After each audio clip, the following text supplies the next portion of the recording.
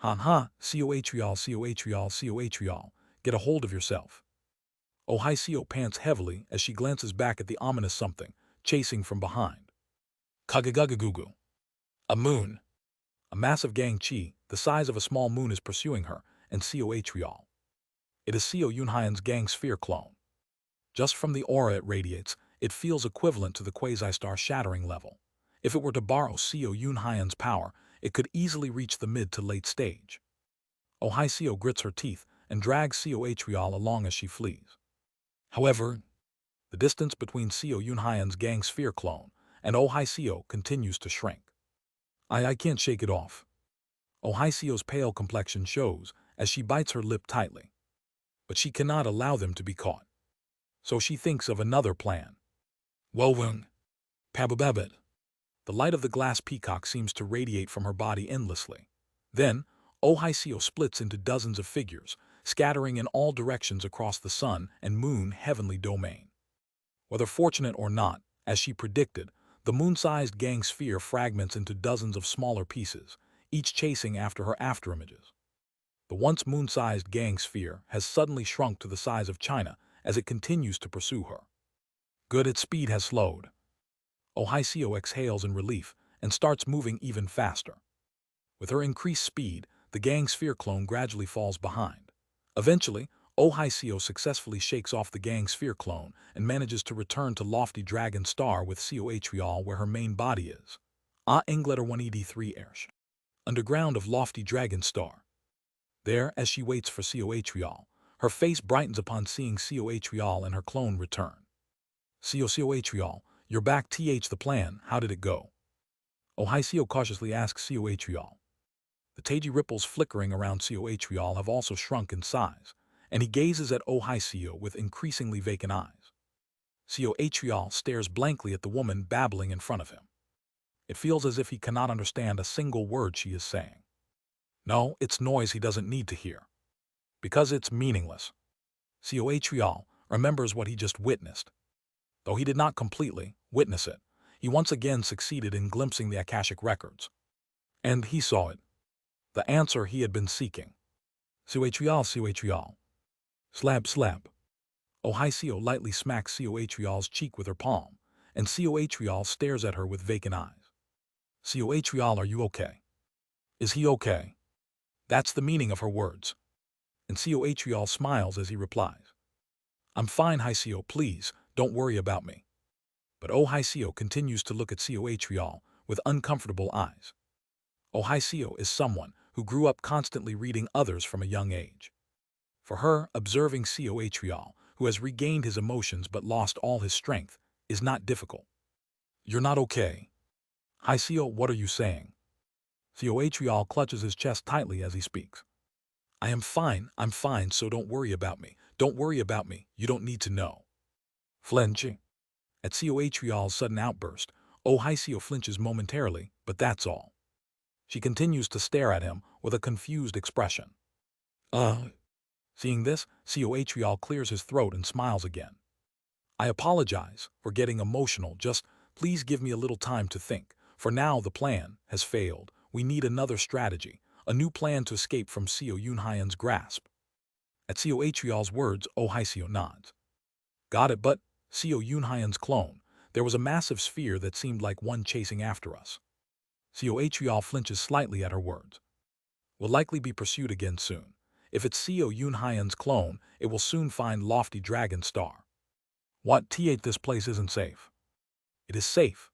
There's an escape route here that leads directly to a distant dimension. In the core of Lofty Dragon Star, there's a dimensional teleportation formation that connects to the true devil realm. Even if Seo Yunhyan's clone follows us, as long as we activate the teleportation formation and destroy the formation on the opposite side in the true devil realm, it will be impossible for even Seo Yunhyan to follow. I see. Thank goodness. Thank goodness. Ohisio buries herself in coatriol's embrace, trying to steady her breathing. Coatriol looks down at Ohisio, and while her gaze isn't on him, the smile fades from his face, leaving behind an empty expression. What have I been pursuing? He recalls the answer shown to him by the Akashic records. Kung. Just then, the entire lofty dragon star begins to shake violently. Seo Yunhyan's gang sphere clone has arrived at lofty dragon star. Oh Hai Seo quickly wraps herself in Seo Atrial in the light of the glass peacock, erasing their presences before digging deeper underground. Seo Atrial, despite still maintaining cultivation around the 4-axis stage, knows he can't help her in his current state, so he silently follows her underground. Meanwhile, on the surface of lofty dragon star, Seo Yunhyan's gang sphere clone lands softly, surveying the charred remains of the palace on the surface of the ground. As it slowly walks towards the ruins, it transforms into a human form. Seo Yunhyan clears away the palace ruins. Traces of familiar spiritual energy remain. And beneath the palace debris, there lying charred and fused together, are the ash clumps of Hun 1 and Yon Wei. Seo Yunhyan looks at them and, with a deep sigh, kneels on the ground to mourn his fallen friends. Oh Hai Seo's presence on this star is already confirmed. Since it is clear that escape is impossible anyway, it is only right to pay respects here and then go after them. Meanwhile, deep underground, as Seo Atrial and Oh Hai Seo approach the core, Seo Atrial predicts Seo Yunhyan's actions. By now, he must be mourning over Hun 1 and Yon Wei's corpses on the surface. He probably thinks he can capture us anytime, which means we have enough time to activate the teleportation formation. Dozens of schemes arise in Seo Atrial's mind. However, suddenly, Seo Atrial sees himself no longer wanting to think of such schemes. He understands what kind of situation this is. So that's it, I can no longer find a reason to live. He recalls the answer. Seo Atrial gazed at the Akashic records and wished. He wished to know who his origin is, where it lies, and with what intentions he was born. The Akashic records, though it couldn't fully answer due to him being pulled away by Hong Fan, still revealed what Seo Atrial needed to know. The truth is horrifyingly hollow and agonizing for Seo Atrial. Seo Atrial's origin does not exist in this world. The Akashic records judged on the soul, basing it on who gave him their heart, but in this world there is no such existence who gave Seo Atrial their heart. Therefore, Seo Atrial, who was loved only by virtual personas in Agate's dream from the very beginning, has no meaning behind his existence. And by that logic, the first being to ever give Seo Atrial their heart was the very Uo who Seo Atrial believed had corrupted his main body. Therefore, Seo Atrial's name carries no meaning, as no one had ever given him their heart. What holds meaning in this world is the name Black Black, which Seo Atrial himself erased in collaboration with Oh Hai Seo. That's right. The answer to the meaning of himself that Seo Atrial had sought all his life is something he personally annihilated and erased with his own hands. The name, Black Black's name, I can't remember it. As Seo Atrial moves towards the core with Oh Hai Seo, he realizes he has been shedding tears without even himself knowing. I am Black Black. In truth, I was essentially the same being as Black Square from the very beginning. Seo Atrial separated himself in Black Black, thinking of himself as the victor and Black Square as the loser. But from the start, the two were two different Seo Atrials, split into two possibilities. Because of that, if they wished to become one, they could merge into a single personality at any time. It's not a matter of who takes dominance, it's simply returning to being one. After all, they were one from the start. However, Seo Atrial erased the name and existence of Black Black, the only one in his life who had received love and could proudly speak of their worth of existence, with his own hands. He destroyed his own dream with his own hands. Seo Atrial unknowingly asks Oh Hai Seo a question. Hai Seo, there's something I'm curious about. What is it? Do you think there's any reason for us to be alive? Ahai. Oh Hai Seo looks at Seo Atrial and speaks. Do you want to kill yourself, Seo Atrial? You're sharp, yes. That makes sense. I used to think about suicide almost every day back on Earth. If I had managed to take control of everything in the company, I probably would have killed myself because there'd be nothing left to do. And yet you are still alive. Why haven't you killed yourself? The reason I didn't kill myself back on Earth was because I wanted to sit in the CEO's chair of my company at least once. That's it. Pretty modest, right? But after coming to this world, things changed a bit. In that world, no matter how much I struggled, the highest position I could reach with the time and resources given to me was limited. But this world is different, isn't it? Here, with enough effort, lifespan, resources, and life itself increased dramatically. I became curious about how far I could go and what I could see. So, I haven't killed myself yet, Coatrial. Hi, Cou. Coatrial asks with a hollow expression. What meaning does any of that have? At those words, Ohicio stops and looks directly at Coatrial. She is acting as if she is, a little tired but holding on to hope. But upon closer inspection, one can see that she also possesses emotionless eyes. I don't know. What? So I'm searching. I've been searching for a long time. I enjoyed finding out how many teeth people I know have, their illnesses, their records, their lives, and everything about them. It was because I wanted to know, what is the meaning of it all? Then have you found it, that meaning? No, I'm still searching. What clue are you searching with? You? Ohicio points at Coatrial. It used to be co-workers back in the company, but now I'm searching using you as the clue, for that meaning. What do you mean by that? When I'm with you. Ohicio finally arrives at the core of Lofty Dragon Star. She arrives at the teleportation formation area. The teleportation formation zone is built from solid, pitch-black rock, with skulls embedded throughout that emit an icy chill, creating an incredibly ominous feeling. Faint devilish energy wafts through the air, and grotesque life forms grow in various places, making it a truly terrifying sight to an unfamiliar observer. And there, in that chilling and dreadful atmosphere, Ohicio's face flushes red without her realizing it. When I'm with you, there's never a dull moment. My suicidal urges decrease, and there's rarely a moment where I feel like my life is in danger. You take care of my basic needs, assist with my cultivation, and somehow, though I can't fully explain it, there's a softening feeling deep in my chest. When I'm away from you, it's the opposite. My suicidal urges grow, I get scared, and I want to lean on you. The inside of my chest feels cold and hollow. As her explanation continues, Coatrial lowers his eyes coldly. Meaning? Back on Earth, I read countless psychological and philosophical books and came up with my own definition. I think meaning is something that has a positive influence on oneself. You are a presence that positively influences me, Coatrial, so I will find meaning through you. Coatrial slowly caresses Ohicio's cheek. Then his pupils slit vertically. You've gained emotions, Hicio. It seems that way, though I still don't fully understand the definition of emotion. Hicio. Coatrial looks directly into Ohicio's eyes and asks, It seems you love me. Love? Coatrial doesn't fully understand its meaning. To be exact, in Agat's dream, in his first life, he thinks he vaguely understood it. But in the lives that followed, he could no longer feel any resonance with the word love. Especially now, after realizing through the Akashic records that his entire life has no meaning. Thus, with his vertical pupils narrowing further, Coatrial thinks, this works out well.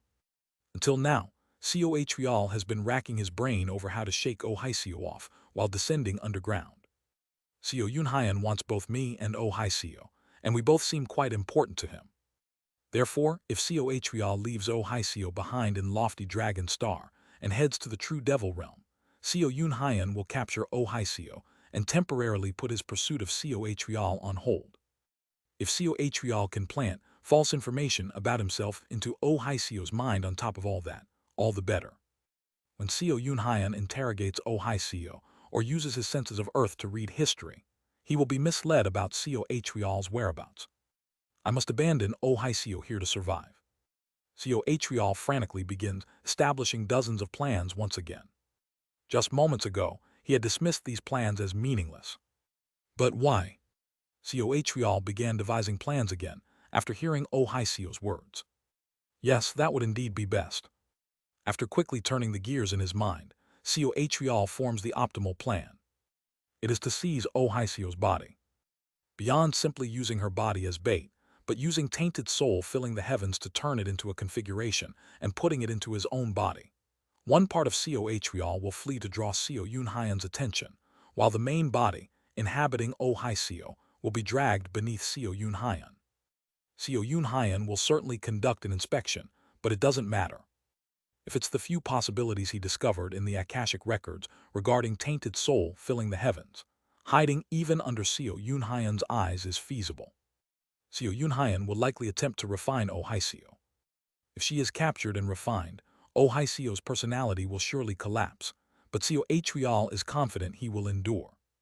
In this way, he will hide indefinitely under the lamp known as Seo Yunhyan, waiting silently and unnoticed. And someday, when Seo Yunhyan dies or becomes a great being, when Seo Yunhyan stands at the crossroads of those two outcomes, Seo Atrial will emerge into the world once again and infect the universe with himself. Yes, that will do. Suddenly, a question surfaces in Seo Atrial's mind, saying, if I infect the universe, what meaning does that have? But Seo Atrial forcibly ignores the question and grips Oh Hai Seo's shoulder, asking, if you love me, good, then I will ask for one favor, first with my blood.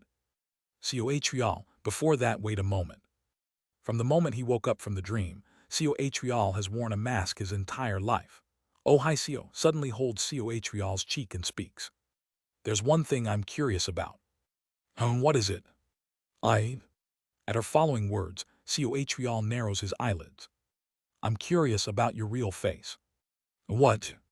I'm talking about your true heart, Seo Atrial. You said you've regained your main body now, right? So, show me your true heart. Seo Atrial suddenly realizes he's heard this question somewhere before. Was it Jian Hyang? Your Majesty the Sea Dragon King, I love you, kiss me. If you don't want to kiss me, Your Majesty, then show me your true face. Your Majesty, Your Majesty, Your Majesty, Your Majesty, Seo Atrial, I want to see your true heart, please. Show me. If you don't, I will detonate what I received from heaven right here. Seo Atrial recalls the moment he ambushed and killed her. Even as she was dying, she clung to him and begged. If he didn't show her, she seemed ready to lose her mind completely and lash out with suspicious spells. In the end, Seo Atrial had no choice but to reveal his true face to Jian Hyang. The devilish spell Tainted Soul Deadly Gaze. It's a devilish spell that forces the target to witness the reality they can least accept and amplifies the emotions tied to that denial. Of course, this only works when what is shown isn't an illusion but real. After a brief hesitation, Seo Atrial reveals Tainted Soul Deadly Gaze to Oh Hai Seo. At the same time, he shows her that horrifying pain, the hatred that Seo Atrial least wants to admit. How strange of me. Is it because of Seo Yunhyan's filling the heavens governing view? Why did I show her such a thing? Seo Atrial remembers Jian Hyang's final moments. Jian Hyang, who claimed to love Seo Atrial, saw his pain. The moment she saw the horrifying loathing and hatred embedded in Tainted Soul filling the heavens, she wept and ran away from Seo Atrial. Just moments before, she had asked for a kiss, but upon witnessing his monstrous face, she couldn't endure it. Trembling in agony, she ultimately took her own life.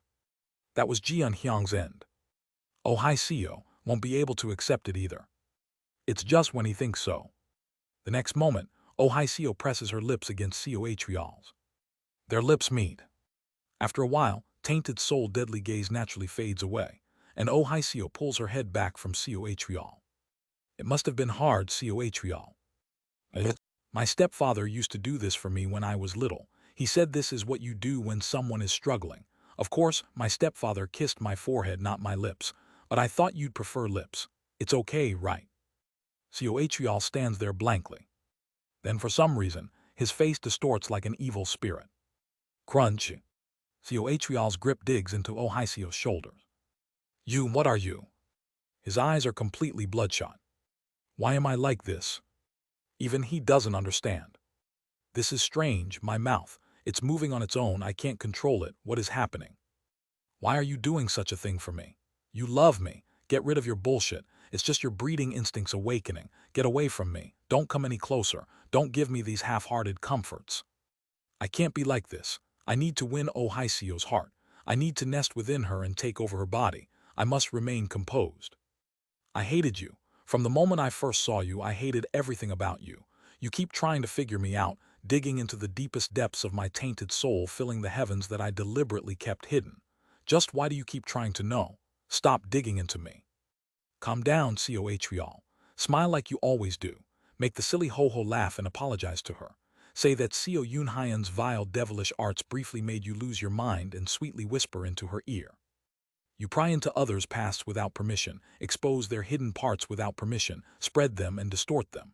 Your very essence is so vile, so disgusting, I can't bear it anymore. And why are you so obsessed with exposing even the filth in my heart? Why? Just what part of any of this could possibly be good? Put the mask on, Seo Atrial, the mask, put the mask. And then the thinking Cohreal realizes something. The mask. The gentle, smiling mask.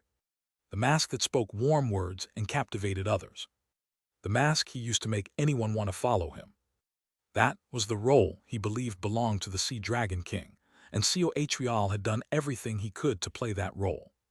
But suddenly, for the first time in his life, Cohreal, who is hurling unreasonable and illogical abuse at the being before him without wearing his mask, finally understands. I see. I really hate this. Cohreal lowers his head, gritting his teeth. I hate myself. To this woman, So the fact that you are digging into this terrifies me so much. The fact that this is all I have to show you is so horrifying, so pathetic, and so painful. Did I want to show her my true face without wearing the mask? It is the first confession Cohreal has ever uttered in his life. A confession. Yes, it is a confession revealing his true feelings. And Cohreal's sincerity is nothing but this hatred built upon hatred since birth. Only hatred and loathing remain. Thus, the sincerity Cohreal can show without a mask is, in the end, just hatred and loathing. Clench. The hand gripping Ohaisio's shoulders tightens violently. Kyuduk Kyujujujuk. At the same time, Cohreal's shadow begins to change. From the depths of the dark corridor, his shadow morphs from Cohreal's form into that of a black dragon, Chinese letter. Cohreal, with blood tears streaming down his face, locks eyes with Ohaisio. His pupils, which had always slit vertically when he regained his cold composure, are now completely dilated and round. Why do I want to show this woman my true face? Only now does Cohreal realize it. And at the same time, he understands how terrifying a poisoned black square had left inside him. Will never disappear. Black's voice seems to linger in Cohreal's ears. It is true. Black Square still exists within Cohreal. Though the artificial manifestation Co Yunhyan had engraved into Cohreal had melted away within the Akashic records, Black's will, faint as it may be, remains and continues to awaken him. Existence is defined by whose heart you have received. This is the enlightenment Black Square had screamed within Cohreal, and it is also the truth Cohreal directly confirmed within the Akashic records. Because of that, Cohreal realizes, but you accepted that me. He has been loved. Even if Ohaisio's heart is light, uncertain, and faint. Cohreal received her heart. Believing she loved only his mask, he used the tainted soul deadly gaze to show her even his true face, yet she still kissed him. Yes, only today has Cohreal truly been born. On this very day, he obtained meaning born through Ohaisio. Drip, drip, drip. Before Ohaisio can say anything, Cohreal presses his forehead against hers while still shedding tears of blood. There's something I need to give you. It's miserable. Cohreal is feeling an agony more horrifying than any other moment since his birth. When I first opened my eyes, I made an oath. To my origin, I swore to deliver my story. Bujujuduk. It's miserable. To the one who has given him a heart of love, what Cohreal must give in return are the remnants of a painful and agonizing past, remnants so suffocating even Cohreal himself can barely endure them. It is an oath sworn upon his very existence, and thus it must be upheld. The fact that the only thing he can give to the other is hatred feels unbearably miserable. Cohreal sincerely resents his past, and is full of torment as he presses his lips against Ohaisio's. And through Ohaisio's lips, everything about Cohreal begins to be sucked in. His tainted soul filling the heavens, the techniques and knowledge he has obtained, the spells he has learned, the fragments of ancient force he obtained in the head realm, the fragment of Agat's dream, nearly broken after gazing into the Akashic records twice with Cohreal. And beyond that, Cohreal's entire life, and Cohreal's hatred. As he transfers all of it to Ohaisio, Cohreal's form begins to change. Like his shadow, Cohreal transforms into the form of a sea dragon. Huarurururuk. From Cohreal's sea dragon-formed body, flames erupt. It is Cohreal's true origin. Cohreal is transferring all his life force and lifespan to Ohaisio. It is to return the lifespan she had sacrificed to make the ritual dedicated to the owner of names. Coatrial's body begins to wither. Gradually, his flesh and skin fade away. His blood and organs dry up and crumble into dust. And all that remains in that spot are Coatrial's massive bones. From within his bones, Coatrial speaks to her with the last remnants of his will. Everything of mine has been passed to you. Within you I will wait, and I will be reborn as you meet others. Go to the true devil realm and stay there. Hearing those words, Ohicio staggers, as if still overwhelmed by everything she has received from Coatrial. Then she clutches her chest tightly. Coatrial, so you're saying, you're inside my heart, right? Isn't that so? So, if I go to the true devil realm and spread tainted soul filling the heavens among its inhabitants, you'll come back, right? For some reason, Ohicio's chest begins to ache. A pain she had never known starts to spread from her chest. But she has no time to dwell on it. Kuwang, Seo Yunhyan's gang sphere fragment, is destroying the entirety of Lofty Dragon Star. The subterranean world shakes, and the teleportation formation trembles violently. Coatrial, so you'll come back, right? There's no answer. Usually, when you settled tainted soul filling the heavens within me, you'd answer, okay, I understand. For now, I'll go and use my strength so you can revive, and just in case I'll take these with me. Ohicio reaches out, collects Coatrial's bones into her integrated Dao domain, and rushes towards the teleportation formation, activating it. Flash. Ohicio sets off to the true devil realm, the teleportation formation area where Ohicio vanished. In that place, something begins to form where Coatrial once stood. It is the naked body of a man. The naked man rises with a faint smile. Ho, did I become a leftover? The memories of my life are quite vivid. But for some reason, the face that once bore the weight of hatred is now no longer visible. But why is it? Why does my chest feel so light? After pondering briefly, Coatrial smiles. I see, I entrusted everything to her. Purple soul filling the heavens is a secret art completed through inheritance. And its variant, tainted soul filling the heavens, is the same. Simply, Coatrial never knew because he had never passed it on to anyone. Tainted soul filling the heavens has been passed down to Ohicio, and through that inheritance, it has been completed. In that case, to ensure she can escape, shall I devise every possible scheme. Coatrial smiles faintly, gathers some emergency clothing from a corner of the teleportation formation area, and steps onto a teleportation formation leading to the surface. Kugagugagugug. Seo Yunhyan's gang sphere clone is crushing the entirety of Lofty Dragon Star, waiting for Ohicio and Coatrial to emerge.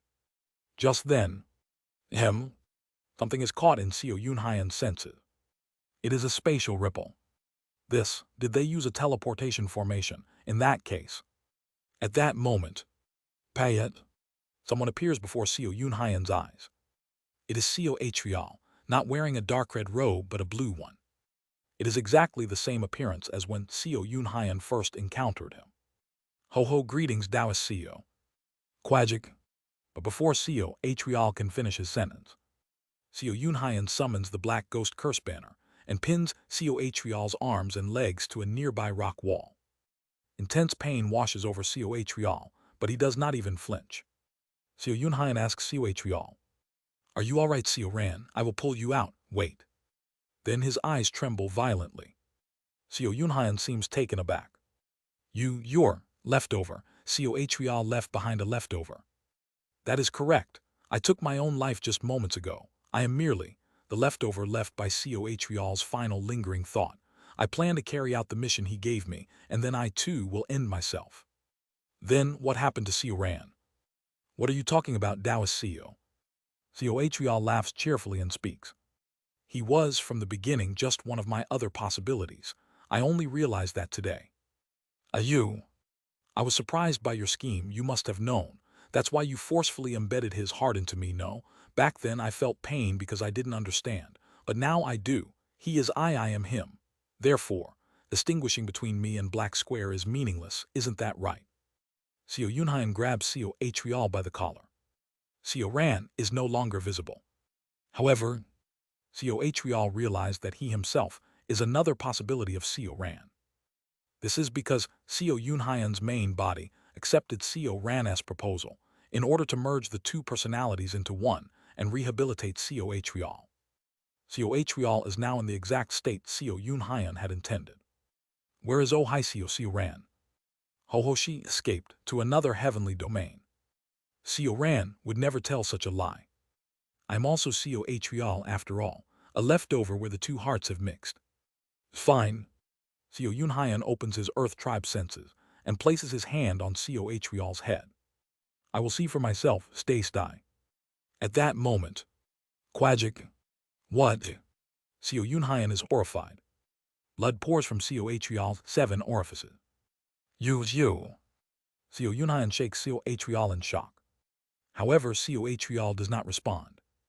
Co Yunhyan realizes Cohreal has erased his own personality and memories using one of the secret arts he learned from the Akashic records.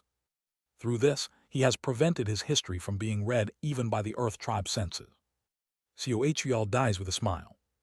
While holding Co Yunhyan with a few words, he kept him occupied until the spatial ripple that Oh Hai Co used completely vanished, making it impossible for Co Yunhyan to track her. Cohreal's life force begins to fade away. As he is merely a leftover left by Cohreal's lingering thoughts to complete this one mission, it is only natural for him to die this way. Co Yunhyan looks at the being before him with a complicated expression. When he observed with the newly awakened heart tribe senses at the severing heaven realm, he saw that Cohreal's claim of him himself being Co Ran were not lies. Indeed, the being before him is Cohreal, yet also Co Ran. Co Yunhyan finally understands the full story. I see, Co Ran, your heart remained with him. You made Cohreal learn what love is. That's what drove him to take his own life. It is the insight of Co Yunhyan, who has risen to the quasi-immortal realm.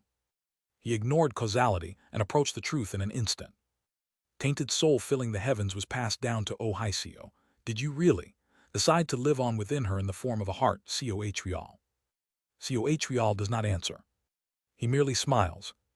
Co Yunhyan senses that this is Cohreal's final conclusion. That long, tiresome ill fate with Cohreal that spanned from the early cycles. And a connection imbued with memories of Co Ran. That connection has finally been severed today. Co Yunhyan decides to honor the being who is both Cohreal and Co Ran. Recognizing that he has brought the long battle with the Sea Dragon King to its conclusion, Co Yunhyan turns around. Goodbye. Co Yunhyan suddenly ponders what to call the one left behind. The thought does not last long. The one left behind is Taoist Co, because he was simply his fellow Taoist.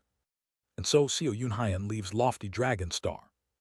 In the collapsing Lofty Dragon Star, the leftover who is both Co Ran and Cohreal. All that is left is the corpse of that leftover. Even until the end, the one who carried Cohreal's will and toyed with Co Yunhyan continues to smile. Thus, Cohreal, born mocked by life, mocked the world and in the end mocked even himself, closes his eyes. Yet on this day, his smile appears to be sincere. Perhaps it is because, for the first time in his life, he mocked not for himself, but for the sake of another. At the age of 9,000 years, Cohreal found rest. Chapter 538, Vast Cold's Descendant 1. Dujajujudo. An overwhelming distortion and fissure appear before my eyes. The Northern Dipper, 7 heavenly lords are descending. However, rather than that, I smack my lips bitterly as I witness Cohreal's final moments. It was a long connection. My old friend is gone just like that. Though I cannot pinpoint the escaped Oh Hai Co's location with my gang sphere clone, I am not worried about her. Did Oh Hai Co inherit tainted soul filling the heavens? I reabsorb my gang sphere clone and contemplate her future. But, no matter how I think about it, I cannot believe someone like Oh Hai Co will be able to wield tainted soul filling the heavens as skillfully as Cohreal. Tainted soul filling the heavens was such a terrifying immortal art because it was in Cohreal's hands. Someone like Oh Hai Co can never use it like Cohreal. I don't know the details, but it seems she fled to the Middle Realms. In that case, sweeping through the Middle Realms later will resolve the issue. If it's me who has attained the entering Nirvana, stage 3 great ultimates, such a task is not a problem. Now, even the entirety of the sun and moon, heavenly domain no longer feels so vast. However, everything must first wait until the immediate crisis before me is resolved. I calm my tense emotions, avoiding direct eye contact with the projections of the Northern Dipper, 7 heavenly lords being summoned before me, and speak. What brings the honorable great immortals to descend upon the sun and moon heavenly domain? Then a voice answers, "You, heaven-defying one, did you not distort providence and defy the fated destruction? If life has a conclusion, then so must the world have its end. You have disregarded such principles and recklessly twisted the fate of the world, delaying the end. How can you not realize that this is clear self-righteousness? Destruction is an inevitability for the world's health. Do you realize how many eons of plans have been disrupted because of your mistake?" At those words, I bow even deeper and speak. I apologize deeply, but this humble one is merely an insignificant being who knows little of the providence of the great beings.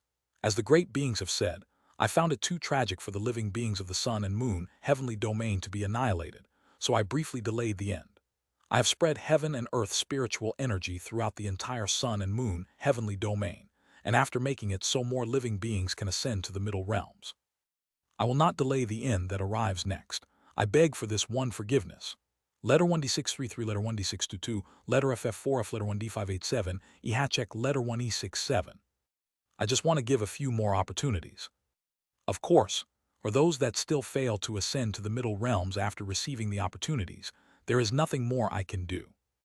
I know that persistently distorting providence is not necessarily the right thing to do.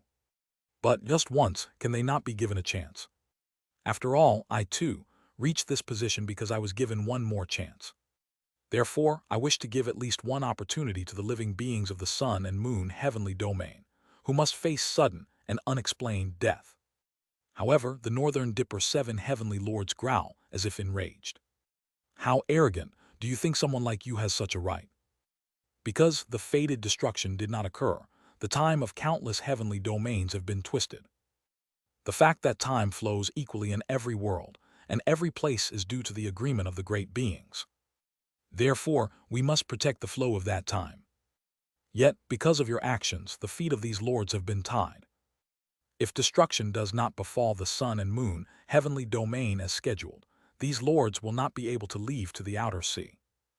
We will eliminate you, the root of this twisted defiance against heavens, judge all those connected to you, and destroy the sun and moon heavenly domain as originally intended to correct the distortion of time. I bow even lower at those words. This humble one has done wrong. Please, punish only this humble one. Punishing the living beings of the sun and moon heavenly domain and those connected to me is far too cruel. Please, grant mercy and forgive this humble one. However, the being at the forefront of the Northern Dipper, 7 heavenly lords, speaks sternly. Impossible. We are beings entrusted with a mission to seek the Great One.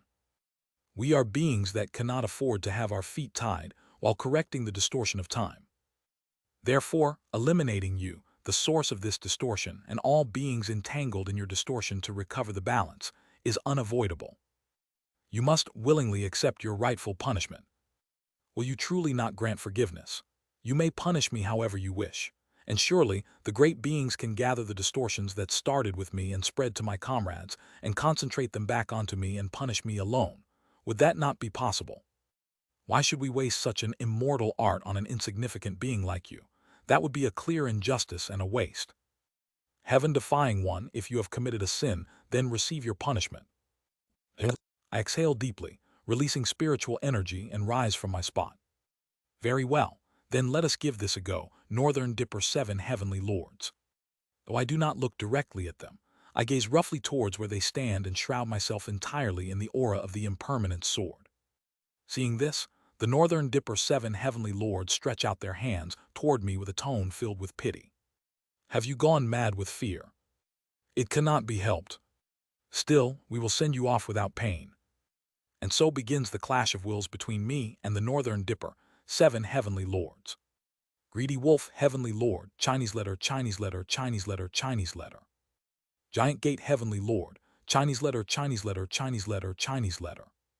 Preserving Wealth heavenly lord, letter F93C, Chinese letter, Chinese letter, Chinese letter.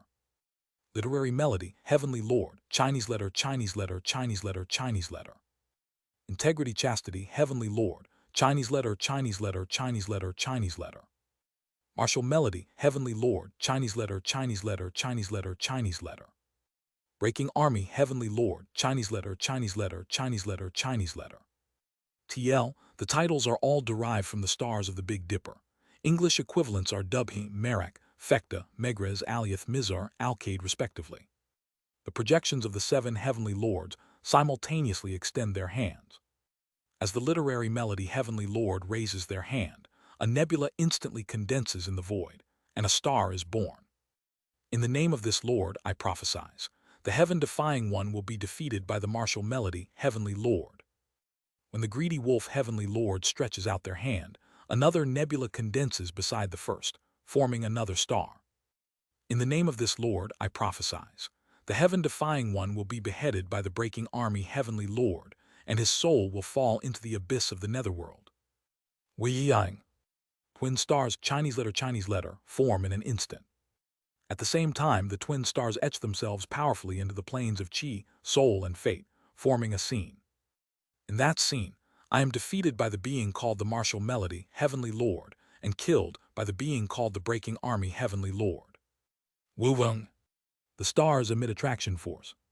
As a result, the plane of fate distorts, and I feel my future being pulled towards that scene. Wu Weng. Simultaneously, the martial melody, heavenly lord, and the breaking army, heavenly lord step forward. Though only projections, they stretch out their hands and swallow the newly formed stars. The stars enter the approximate location of their dantians and begin spinning rapidly. Immediately after, the martial melody heavenly lord begins flying towards me. Jade.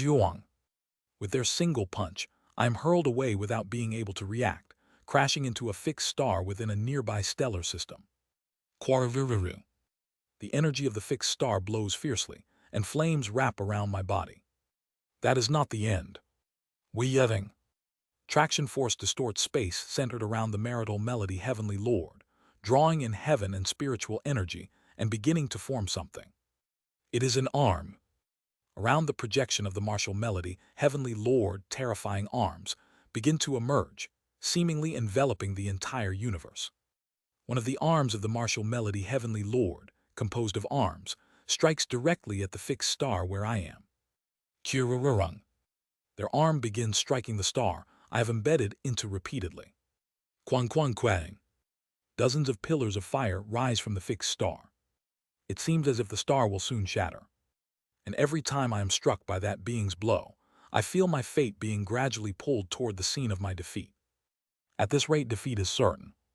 The attraction force grows stronger, and the inevitability of my defeat begins to increase. Misfortune begins to engulf me, and ominous omens gradually grow in number. I must destroy it. With my eyes gleaming, I gaze at the star of fate located roughly at the dantian of the martial melody, heavenly lord. As long as that starlight exists, I will ultimately be drawn to that fate. Hwarururuk. I quickly draw the colorless glass sword. Once broken before, the colorless glass sword has at some point revived within my colorless sword enclosure. However, the colorless glass sword no longer holds meaning for me. This is because there is no longer any Dharma treasure that suits the impermanent sword. But Buk Hyung-hwa undoubtedly made this to help me. Clench.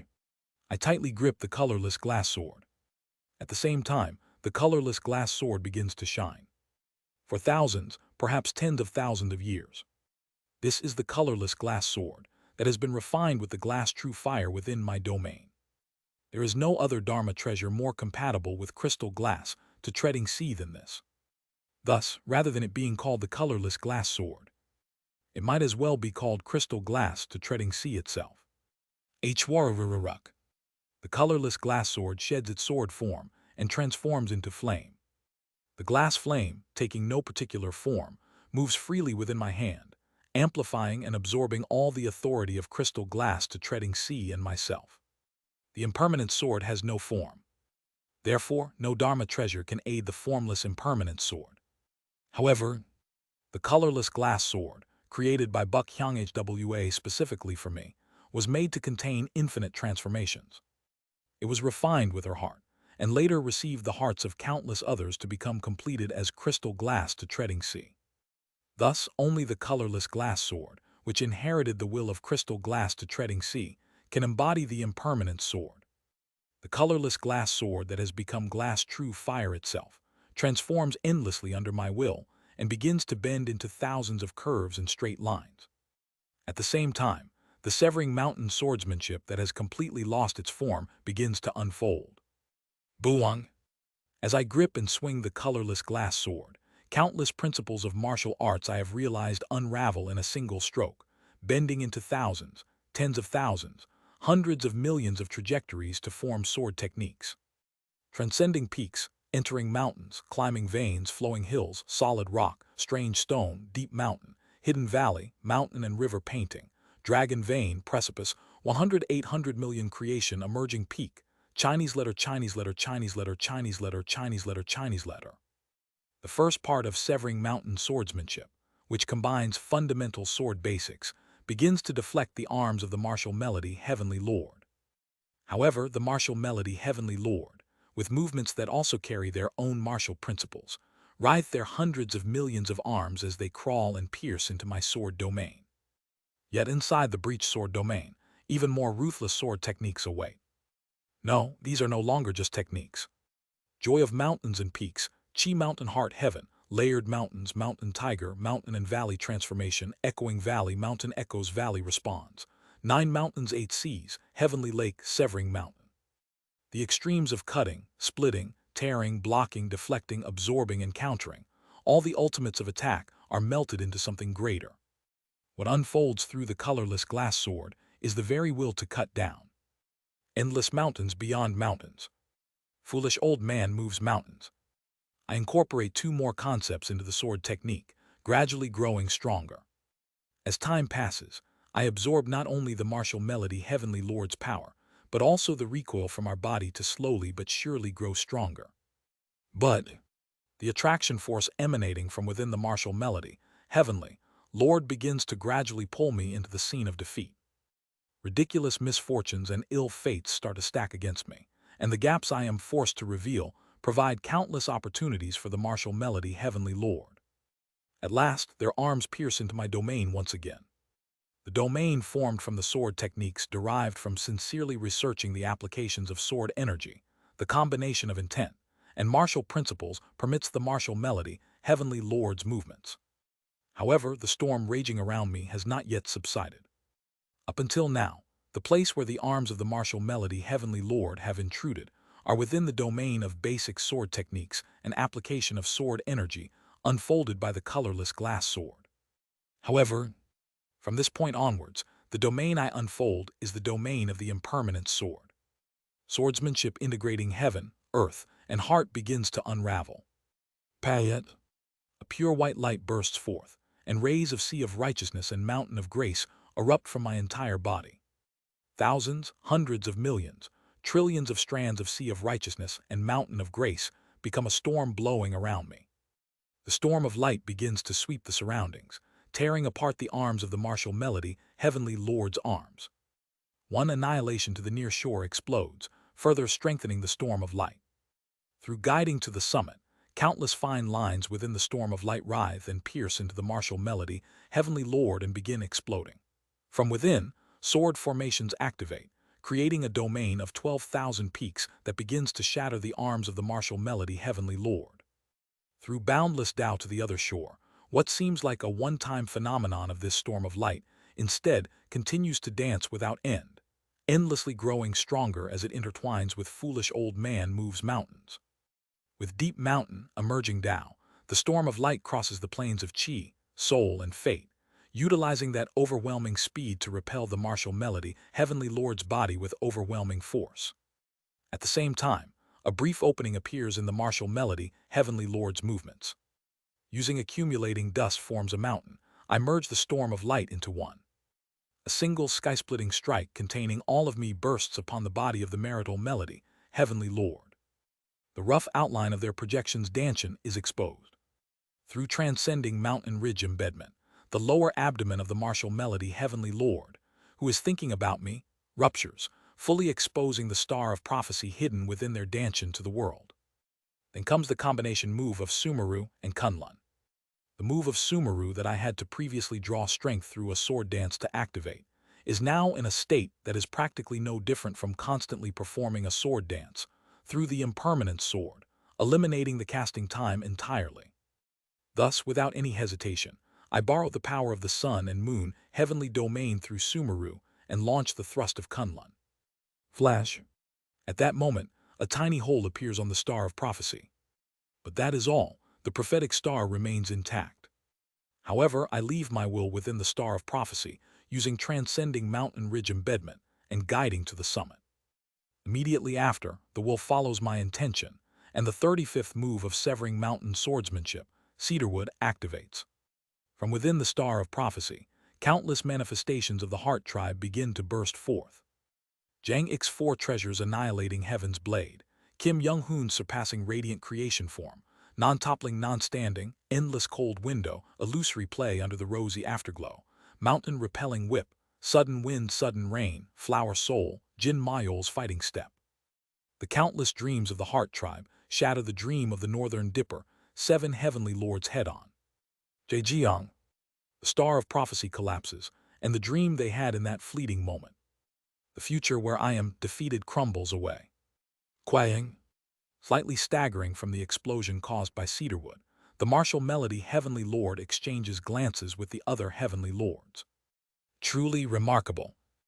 It does not feel good to destroy one so exceptional with our own hands. But the distortion must be corrected. Then the giant gate heavenly lord, the preserving wealth heavenly lord, and the integrity chastity heavenly lord each raise their hands. I prophesize, the providence of the sun and moon heavenly domain shall perceive the price of the distortion. I prophesize, O providence that is known to all, thou shall pay the price for that distortion. I prophesize, the price of distortion shall rightfully return to the heaven-defying one as retribution. Kagagugu. 3 stars are born, and 3 fates are ordained. At the same time, across the entire sun and moon heavenly domain, the aftermath of end I deferred begins to surface. Gagagugu. As the price for the postponed end, the terrifying distortion of the universe begins to twist me. The space where I stand distorts. Simultaneously, the very spot I occupy seems on the verge of collapse. Guk-guguk-guguguguguk. However, I begin to gradually escape the distorted space, carrying the impermanent sword within me. At that moment, the greedy wolf heavenly lord raises their hand again. Seeing this, I can't help but be shocked. Insane could it be? I prophesize, a future where the heaven-defying one is swallowed by a black hole is seen. Kwajujuduk. Along with the distortion of the space I am standing in, a black hole of the universe begins to form directly behind me. The black hole, too, is a star of prophecy, and because of that prophetic star, my body starts getting sucked into the black hole. The gravity of the black hole begins to violently compress my body. Of course, under normal circumstances, something like this black hole would not be an issue, but the problem is the breaking army heavenly lord. The prophetic star inside the belly of the breaking army heavenly lord. The prophecy that I will be beheaded and killed by the breaking army heavenly lord is gradually approaching. The more I am compressed by the black star, the harder it becomes to move my body, and the breaking army heavenly lord slowly approaches me. I grip my teeth tightly and begin to rise from my position. Hwaruruk. The colorless glass sword blazes, engulfing my body and helping me rise. As expected, severing mountain swordsmanship alone isn't enough. After using the impermanent sword once, I can understand. This impermanent sword, which reaches complete impermanence, cannot fully unleash its power with conventional sword techniques that possess form. I must create it. Here and now, I must create a swordsmanship capable of fully unleashing the impermanent sword. Can I do it?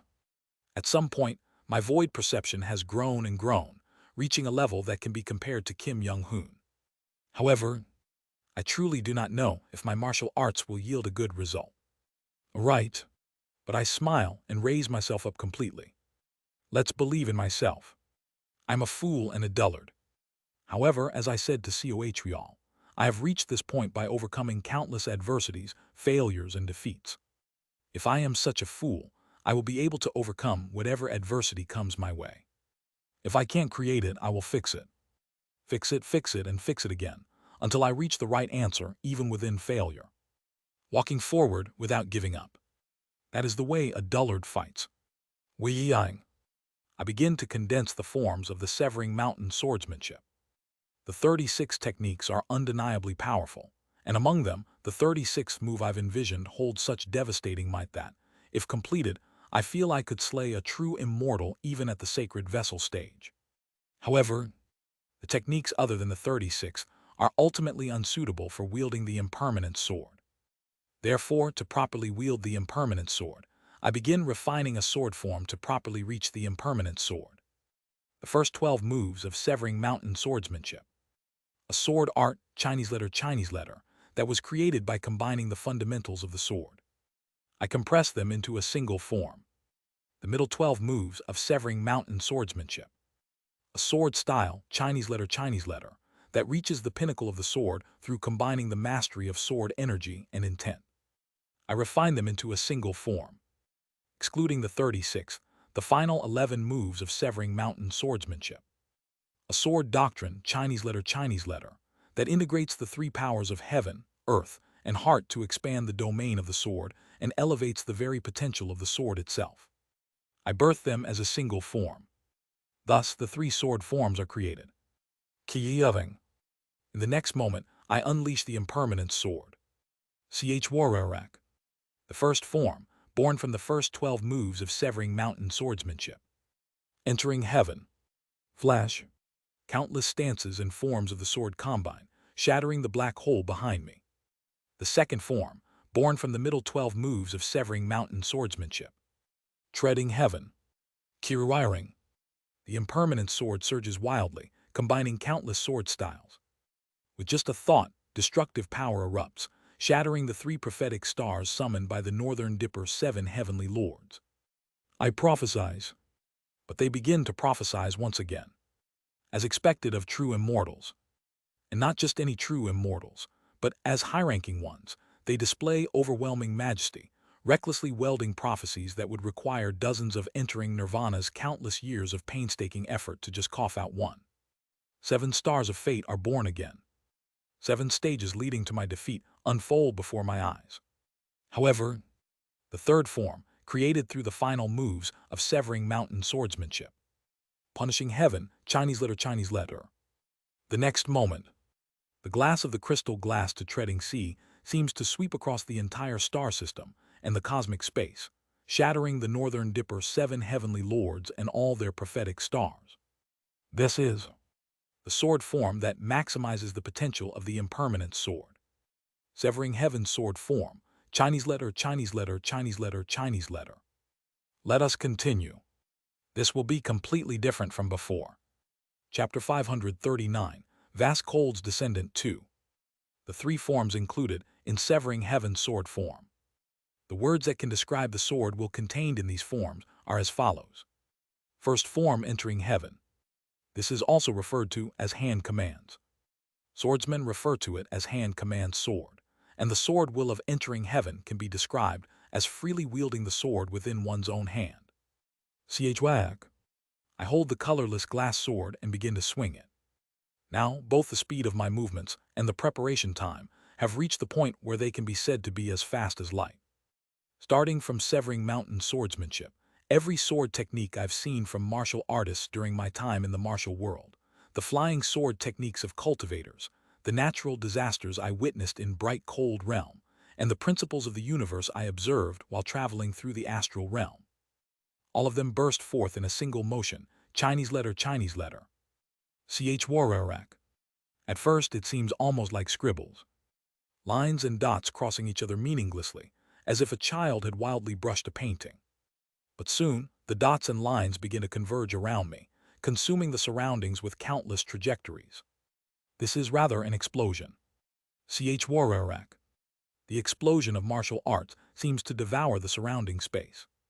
A storm of countless slashes appears to consume the surrounding area in an instant. The projections of the Northern Dipper 7 heavenly lords momentarily retreat. I quickly prepare the next form. Second form, treading heaven. This is also referred to as I commands. Since ancient times, among martial artists and flying sword cultivators, It has been referred to as a swordsmanship that freely unfolds within one's field of vision or domain of consciousness. Payet. It is light. No, to be precise, it is a trajectory. Thousands, tens of thousands of light trajectories split through the northern dipper, 7 heavenly lords. Countless curves and straight lines tear through the heavenly lords, then scatter apart and detonate nearby planets and fixed stars. Simultaneously, the trajectories move freely, changing form on the spot and twisting their paths. Perhaps, with the second form of severing heaven's sword form now complete, it could rival surpassing radiant saber in pure speed alone. I watch as the trajectories extend according to my will, returning, splitting, overlapping, bending, twisting, and softly connecting. The trajectories chase after the northern dipper, 7 heavenly lords like living entities, relentlessly pursuing their projections. At the same time, the eyes of the northern dipper, 7 heavenly lords shine. How troublesome. Yet that's all. It's time to bring this to an end. In the name of the northern dipper, 7 heavenly lords, we prophesize. The northern dipper, 7 heavenly lords scatter to different positions and stretch their arms towards me. Kagagagugu. Stars begin to form in the cosmic space. At the same time, scenes are reflected within the interior of the stars. Heaven-defying one, after 3 breaths you shall gaze upon us. It is a simple and clear prophecy that, in approximately 3 seconds, I will gaze upon them. But is it because it is such a simple prophecy? I can sense that the attraction force of this prophetic star is more powerful than any they have created so far. However, I silently reveal the third form. Third form, punishing heaven. This is also called heart commands or heart command sword, a form capable of fully drawing out the power of the impermanent sword. At the same time, if up to treading heaven represents the ultimate limit that can be reached solely by pursuing martial arts, then punishing heaven requires pursuing something beyond martial arts. Prescription. The impermanent sword is not only the manifestation of my entering heavens, but also my immortal art. Till now, I have been wielding this immortal art merely as a formless sword. However, the true ability of the impermanent sword has not yet been revealed. Every immortal art possesses its own unique ability. As I take a single breath, it seems as if countless crystal glass sword mountains are shining around me. The true ability of the impermanent sword. It is precisely retribution, Chinese letter. Retribution. Also known as causality retribution, the meaning of this concept is incredibly simple. You reap what you sow. You receive as much as you give, is the essence of the term retribution. I have pondered over and over about freedom. I have contemplated how to escape the oppressive attraction force of fate. And in doing so, my thoughts arrived at the idea of giving and receiving. Receive as much as one gives. Isn't that the essence of true freedom? Isn't the reason why the beings of this world are not free, because they cannot receive as much as they have given, or cannot give as much as they have received? That is my thought. Therefore, everything must be returned in equal measure to what was given. If I return as much as I have received, my heart will be unburdened and light. If I receive as much as I have given, I will likewise have no worries and remain light. Perhaps people are beings that can become free simply by maintaining the balance of giving and receiving. Wararak. In the moment that thought takes hold in my heart, countless sword trajectories begin to revolve around me. The trajectories soon form a circle, and within the circle, a mandala begins to be drawn. Upon witnessing the shape of the mandala, the expressions of the northern dipper, 7 heavenly lords seem to change. That is, you, Kiriwirawek. The mandala spins and settles behind my head like a halo. I stare directly at the northern dipper, 7 heavenly lords. However, nothing happens. I do not die. What is drawn within the mandala is the sun and moon heavenly domain. It is a mandala that symbolizes the entirety of this world. The give and receive is, in other words, to form a connection. My immortal art, the impermanent sword as a sword that truly pursues freedom, can give and receive power not only with the planes of chi, soul, and fate, but also with the interdimensional void, the netherworld, the eastern heaven flower field, and the source river, all layered upon the astral realm. Simply put, the formless sword, which once freely roamed the 3 planes, can now move beyond both the 3 planes and the 5 dimensions. For example, I can now borrow power from the underworld, the source river, or the eastern heaven flower field to directly face a true immortal without advancing. This is a feat and miracle that only I, who has thrown my life into countless deaths and understood the nature of death to its limits, can achieve. The only quasi-immortal who can gaze upon a true immortal and remain unscathed is I. Have you finished what you needed to do? Of course, the power I am currently borrowing from the sun and moon heavenly domain is not merely power from places like the underworld or the source river. I raise my hand with a meaningful smile. The sword trajectories seem to change infinitely, altering the shape of the mandala. The mandala begins to bloom even further. In truth, there is no real reason to draw a mandala. The mandala merely provides slight assistance when using immortal arts, and the ability to give and receive can still be used solely through my impermanent sword. The mandala itself holds no special significance. However, this is a matter of courtesy. Courtesy towards those who lend me their power and those who accept mine. Therefore, although it serves no purpose in battle, I begin to draw the mandala while borrowing strength. The power of the entire sun and moon, heavenly domain, begins to pour into me. Qiyang. Power begins to surge wildly throughout my entire body. Because I have shown goodwill to the entire sun and moon heavenly domain, the entire sun and moon heavenly domain is showing goodwill to me. Although the blessing of vast cold, which raised my rank proportionate to goodwill, had been consumed as a one-time phenomenon, the power flooding towards me is separate from that. The reason I do not die despite borrowing the power of the sun and moon heavenly domain instead of the underworld. It is because, since I prevented the end of the sun and moon heavenly domain, the sun and moon heavenly domain does not wish for my end either. I have formed a connection with this world.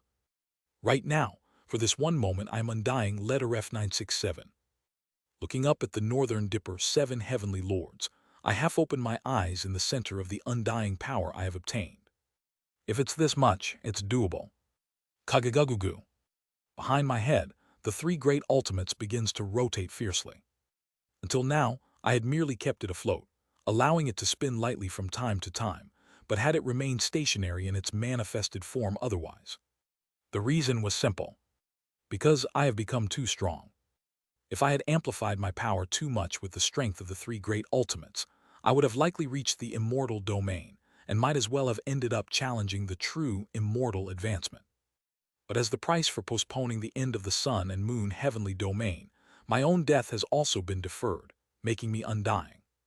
Therefore, even if I fully draw upon the power of the 3 great ultimates, I will not advance. Parrot. As the 3 great ultimates rotates, the boundaries between them vanish. At the same time, I feel my entire body being dyed pure white. Parrot. Ahoo. It feels as if my whole body is burning. No, my entire body is already burning with something pure white. White. I have become power itself that is dyed in pure white light. This is the fully drawn power of the 3 great ultimates in the entering nirvana stage. Feeling the explosive authority surging within me, I stare directly at the northern dipper 7 heavenly lords. Their expressions have completely changed. Have we misjudged? It is a rather terrifying force. Though far inferior to vast cold during their quasi-immortal era, it is to the point of being reminiscent of them. Regardless of the magnitude of power, the scale of his actions rivals that of the golden divine.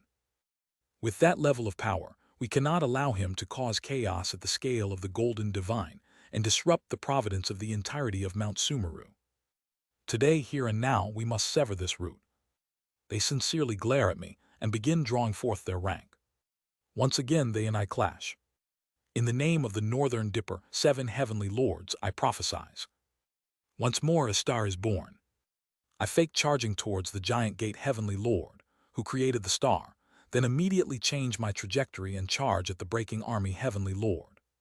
The target is the star of prophecy within the breaking army heavenly lord, still locking my future into beheading. I, having become power itself, collide with the breaking army heavenly lord. I see it. The breaking army heavenly lord instantly creates a star within their body. In the scene shown by the star, the breaking army heavenly lord holds their ground against me without yielding. They counter my attacks while continuously creating small planets and storing them within their body.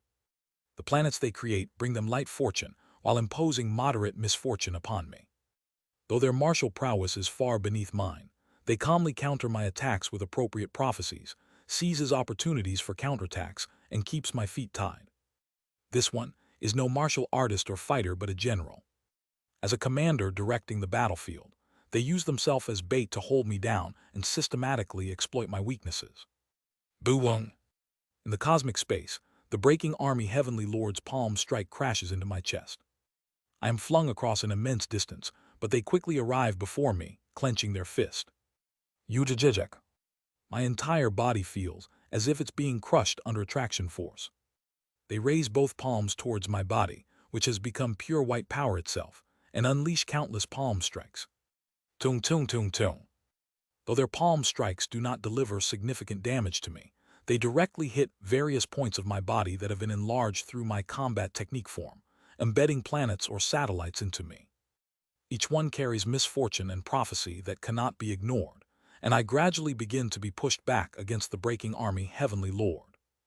The other Northern Dipper 7 heavenly lords are also a problem. While clashing one-on-one with the breaking army heavenly lord, I survey the surroundings. The Northern Dipper 7 heavenly lords are continuously creating stars while making prophecies aimed at me as I confront the breaking army heavenly lord. Gradually, my shoulders grow heavy, and I feel as though my throat is being choked. Coincidental misfortunes continue to accumulate, driving me into a corner. Severing heaven sword form. Second form. Treading heaven. Ch Wararak. Countless curves and straight lines sweep across the vicinity. The trajectories of those straight and curved lines undulate throughout the universe, beginning to shatter the stars. As the stars collapse, the fates binding me also begin to crumble. The breaking army heavenly lord's palms come flying at me once more. I clash with the breaking army heavenly lord in close proximity with the first form of severing heaven's sword form, entering heaven, while continuously intercepting and destroying the prophetic stars with treading heaven. This is the projection of a high true immortal. If I face them one-on-one, victory seems possible.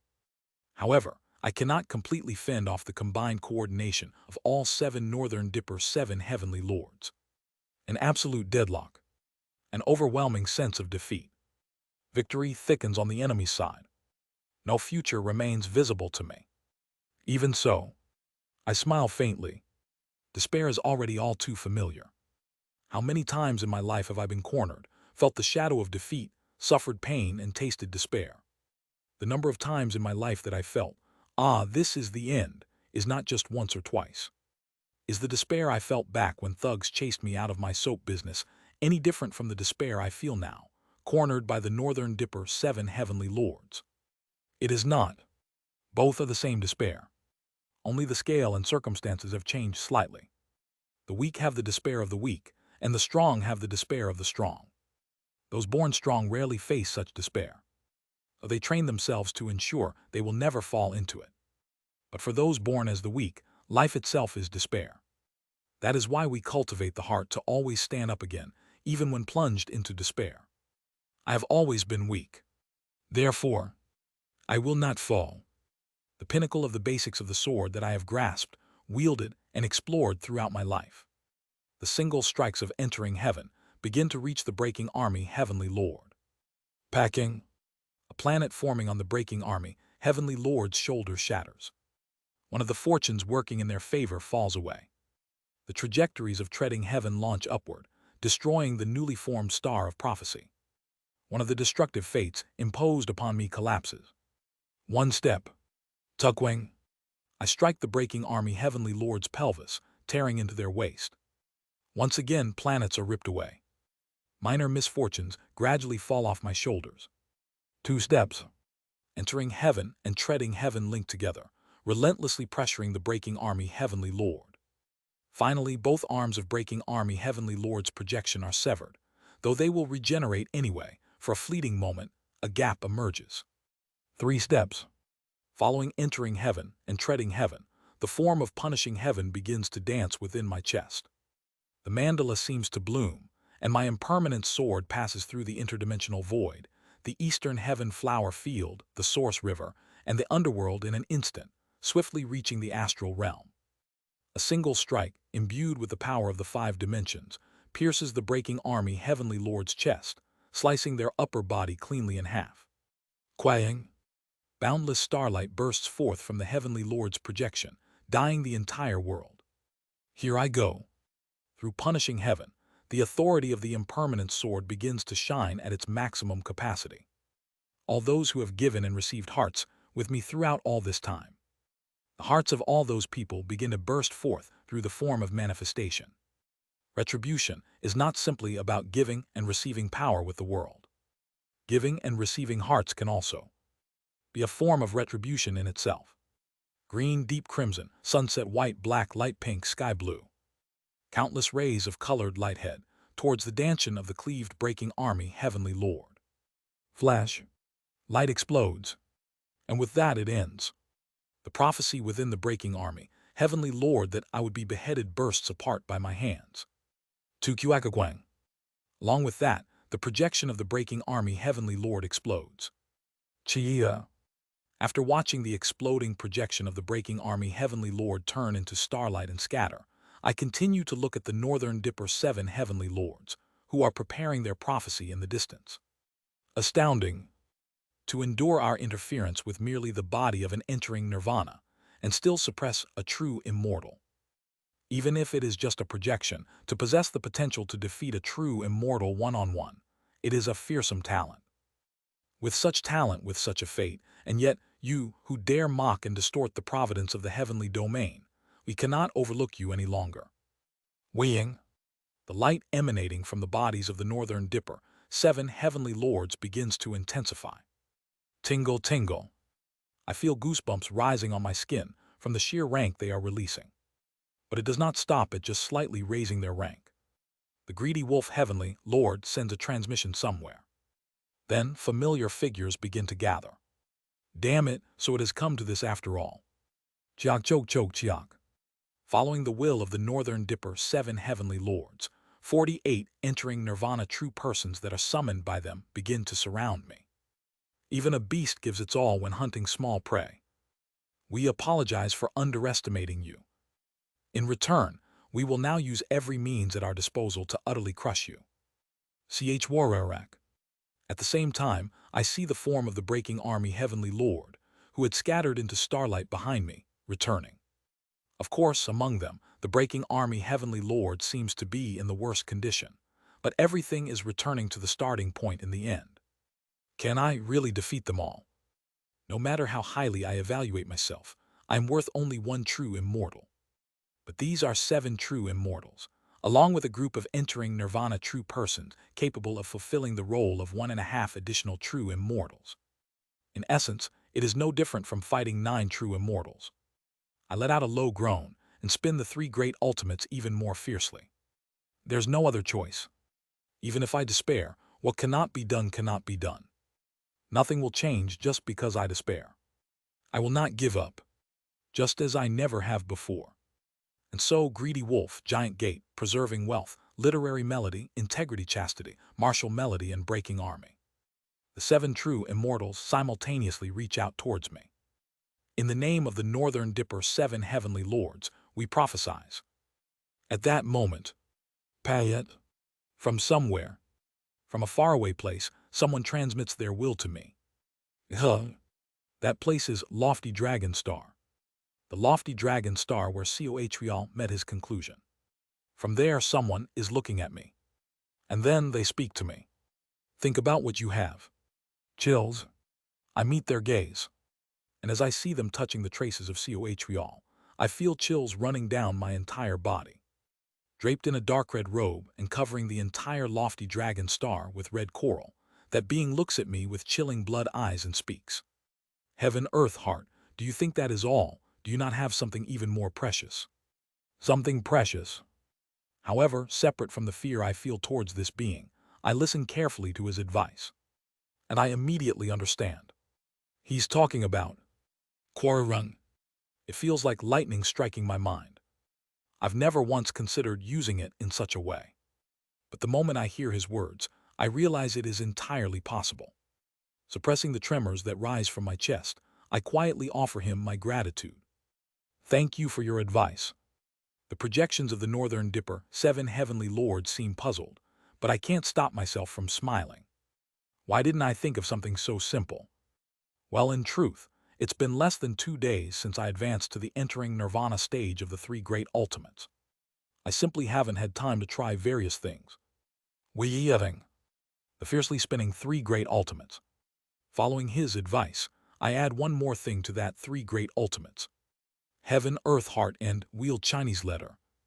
Above the spinning 3 great ultimates, the wheel overlaps. Of course, I can still feel that the wheel hasn't been completely added to the 3 great ultimates.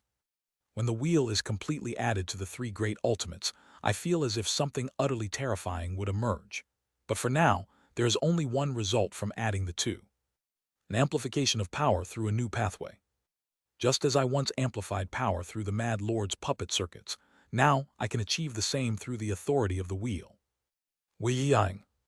Though imperfect and slightly awkward, the wheel and the 3 great ultimates overlap. However, the moment they combine, I explode. The universe trembles. This is no joke, no metaphor, but the literal description. I can feel the entirety of the sun and moon, heavenly domain vibrating under my power.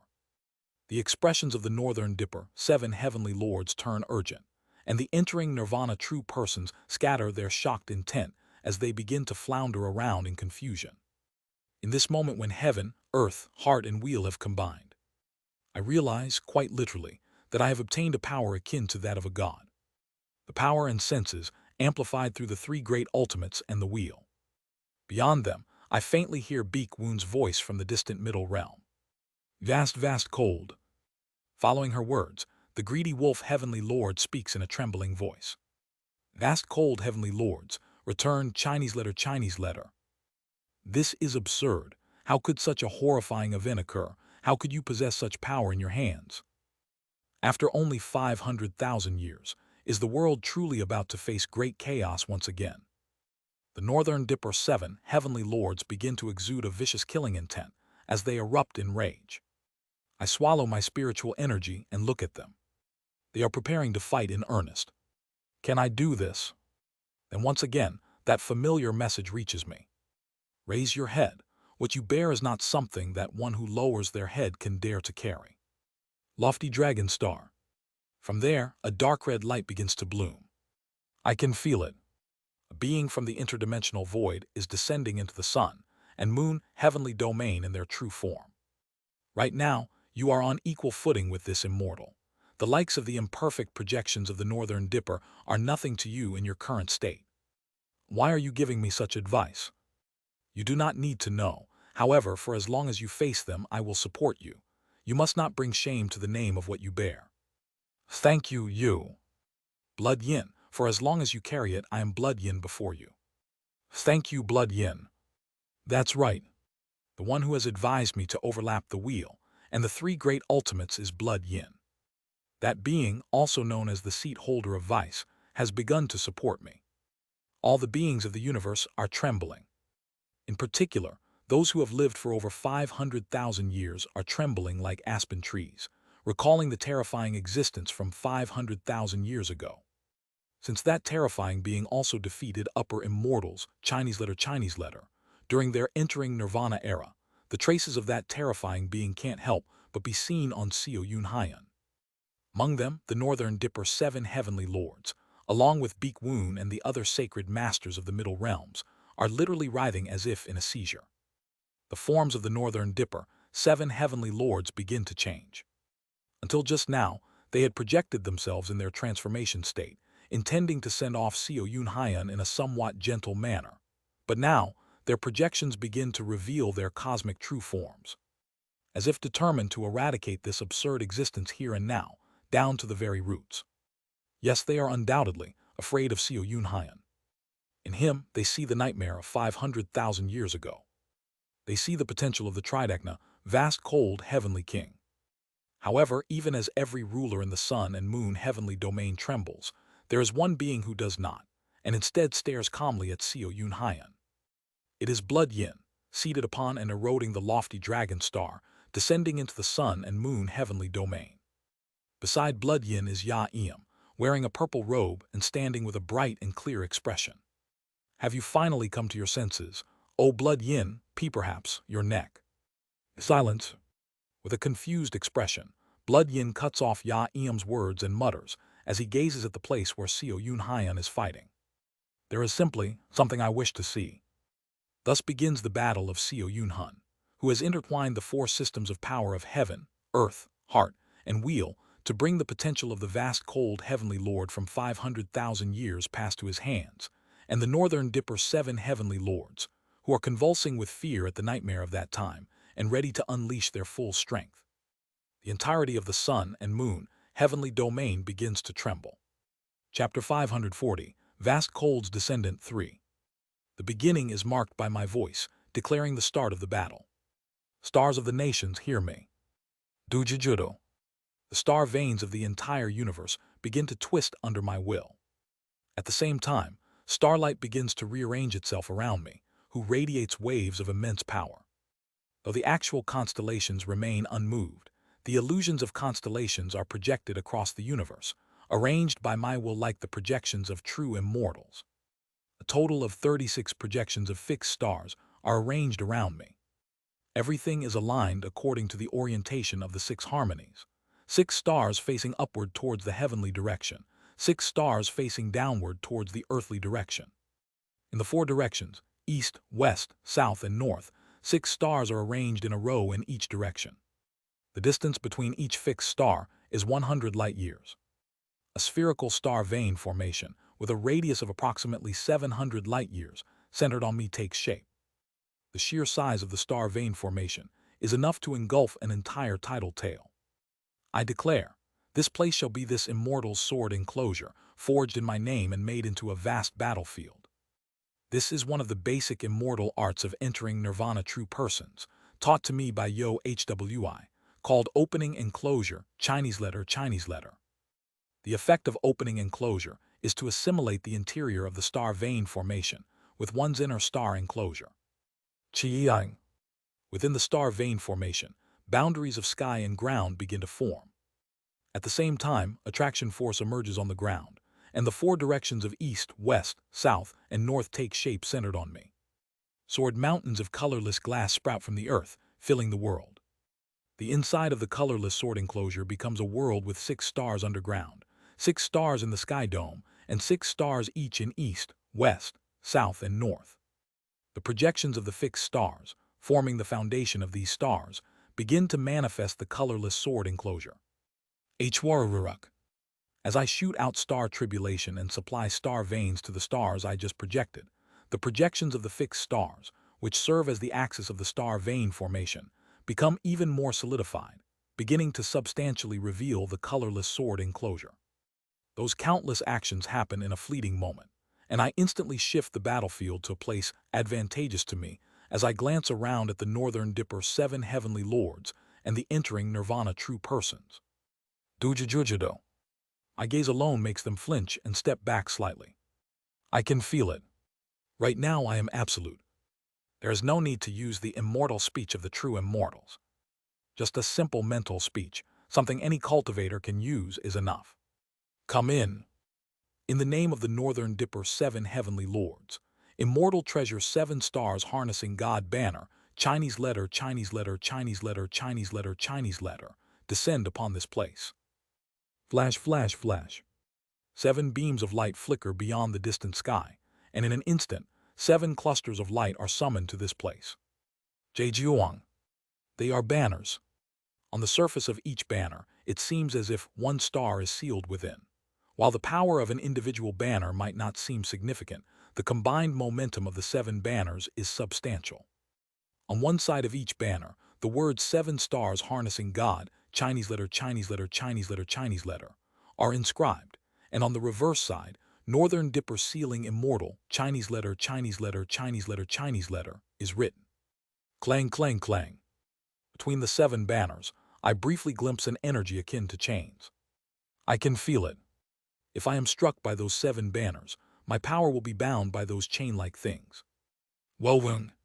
It seems the 7 stars harnessing God banners are not even ordinary sacred vessels, but instead operate using the split souls of the Northern Dipper 7 heavenly lords.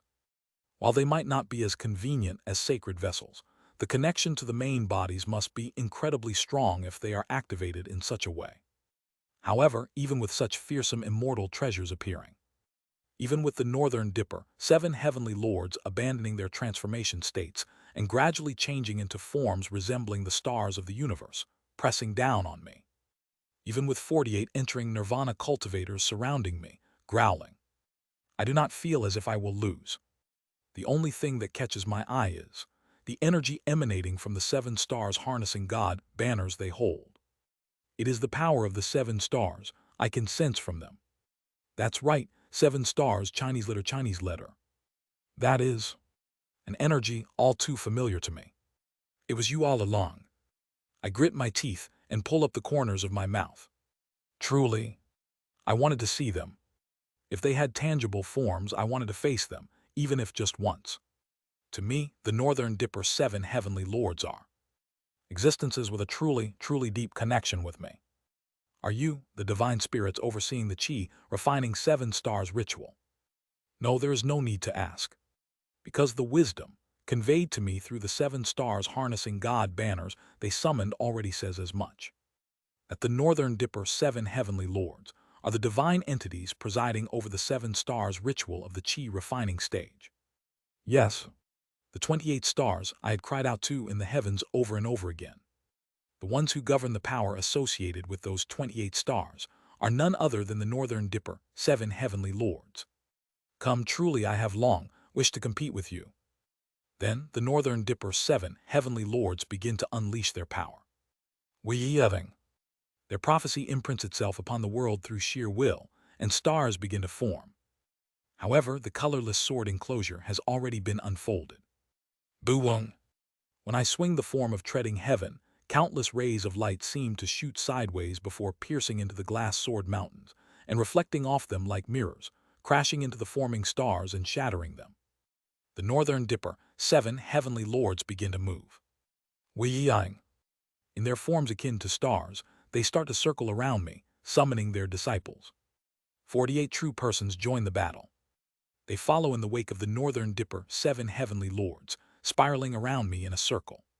Then at some point, centered on the rotation of the Northern Dipper 7 heavenly lords, some kind of formation is laid out, and that formation is overlaid on the domain of my colorless sword enclosure. It must be the star enclosure of one of the entering nirvanas. All of heaven and earth becomes engulfed by a burning tree. At the same time, a certain will emanates from the Northern Dipper 7 heavenly lords. 7 stars harnessing God. Kagagugugu. The 7 banners tremble violently and starlight bursts forth from them, piercing into my body like spears. Quaching. But it's laughable. The starlight shatters with a single exertion of strength that is amplified by heaven, earth, heart, and wheel. Impermanent sword. Heavenly shatter impermanence. Chinese letter. This is the impermanent sword, the ultimate will of crystal glass to treading sea. Naturally, crystal glass to treading sea 9 categories form can also be unfolded through the impermanent sword. Quarvirurung. For an instant, I enlarge my form and slam my fist into the overlaid reality. There is no loud sound. Instead, reality itself seems to shatter like a sheet of glass, and from the point where my fist strikes, 100 millions of streaks of slashes erupt outward. With that single strike, the groundless domain overlaid by the true persons is erased, and my sword enclosure is revealed once more. Impermanent sword. Sword C impermanence. Chinese letter. CH Wararak. The colorless glass sword, transformed into glass true fire, begins to dance in response to the impermanent sword. Below my feet, a mandala symbolizing sword C impermanence is drawn, and countless trajectories begin to stretch out from me as the center. Ping. The trajectories, like rays of light, are absorbed into the glass sword mountains scattered across the sword enclosure. At the same time, the glass sword mountains, imbued with the trajectories, begin to reflect them in all directions like mirrors reflecting light. Using the effect of retribution that is the inherent property of the impermanent sword, the trajectories are given and received between the sword mountains within my sword enclosure. CH Wararak. The phenomenon of the trajectory reflecting off one sword mountain, illuminating another sword mountain, and then continuously scattering as it passes through yet another sword mountain, endlessly continues. In an instant, the entire sword enclosure fills with sword trajectories under my will. Flash. Heaven and earth become filled with sword trajectories. Amidst these trajectories, I leisurely observe the northern dipper 7 heavenly lords. Then the giant gate heavenly lord exerts their power. The body of the giant gate heavenly lord seems to rotate, transforming into a black hole of the universe. All the trajectories I released are sucked into the giant gate heavenly lord and nullified. The giant gate heavenly lord rapidly devours my trajectories. I smile faintly. What I unleashed is not something as simple as a spell. Immediately after, the body of the giant gate heavenly lord explodes. Boom! Naturally, within these trajectories, the principle of Kunlun from the Severing Mountain swordsmanship is embedded. The trajectories carrying the principle of Kunlun etch the principle of purity inside the giant gate heavenly lord's body. Even though they have transformed into a black hole of the universe, they cannot overcome the purity carved within them and begin to collapse. The body of the giant gate heavenly lord seems to boil, rapidly changing form, as if trying to regain stability. At the same time, the breaking army heavenly lord and the martial melody heavenly lord rush at me from behind, pressing me down with attraction force and launching an attack using the true persons. However, I ignore all those attacks and charge straight at the giant gate heavenly lord, extending a single sword strike. With that, countless trajectories once again pour onto the giant gate heavenly lord. They attempt to avoid, nullify, or deflect the trajectories, but it's futile. I told you, this isn't some mere immortal art that casually fires beams from afar. Some people occasionally misunderstand. They think that when one reaches the realms of chi commands sword and heart commands sword, one no longer needs to move their limbs, simply nodding their head to slaughter enemies from afar. But I can state with certainty that is wrong. How could one become lazier as they rise higher in realms? A true heart commands sword means that one's actions have become perfectly synchronized with the speed of their heart. If observed closely at each trajectory piercing the giant gate heavenly lord, my forms are faintly reflected within them. Indeed, this is not simply a form of firing trajectories. Just like in the case of gang sphere clones, I separate my heart essence clones, and through those separated heart essence clones, I move at the speed of my heart to directly swing my sword at the enemy before my eyes. The form of entering heaven is me moving at the speed of light, completing a predetermined sequence of movements and wielding my sword. The form of treading heaven is me separating my heart essence at speeds faster than light, and then having those separated heart essences carry the sword of my heart directly to strike. That's all it is. A martial artist who has reached a higher realm does not grow lazy. Instead, they move even faster and with even greater clarity. Therefore, as long as one simply considers my attack as some long-range immortal art, it is absolutely impossible to devour or deflect them. The life of a swordsman is ultimately close combat. Everything visible now is no different from me directly holding and swinging my sword.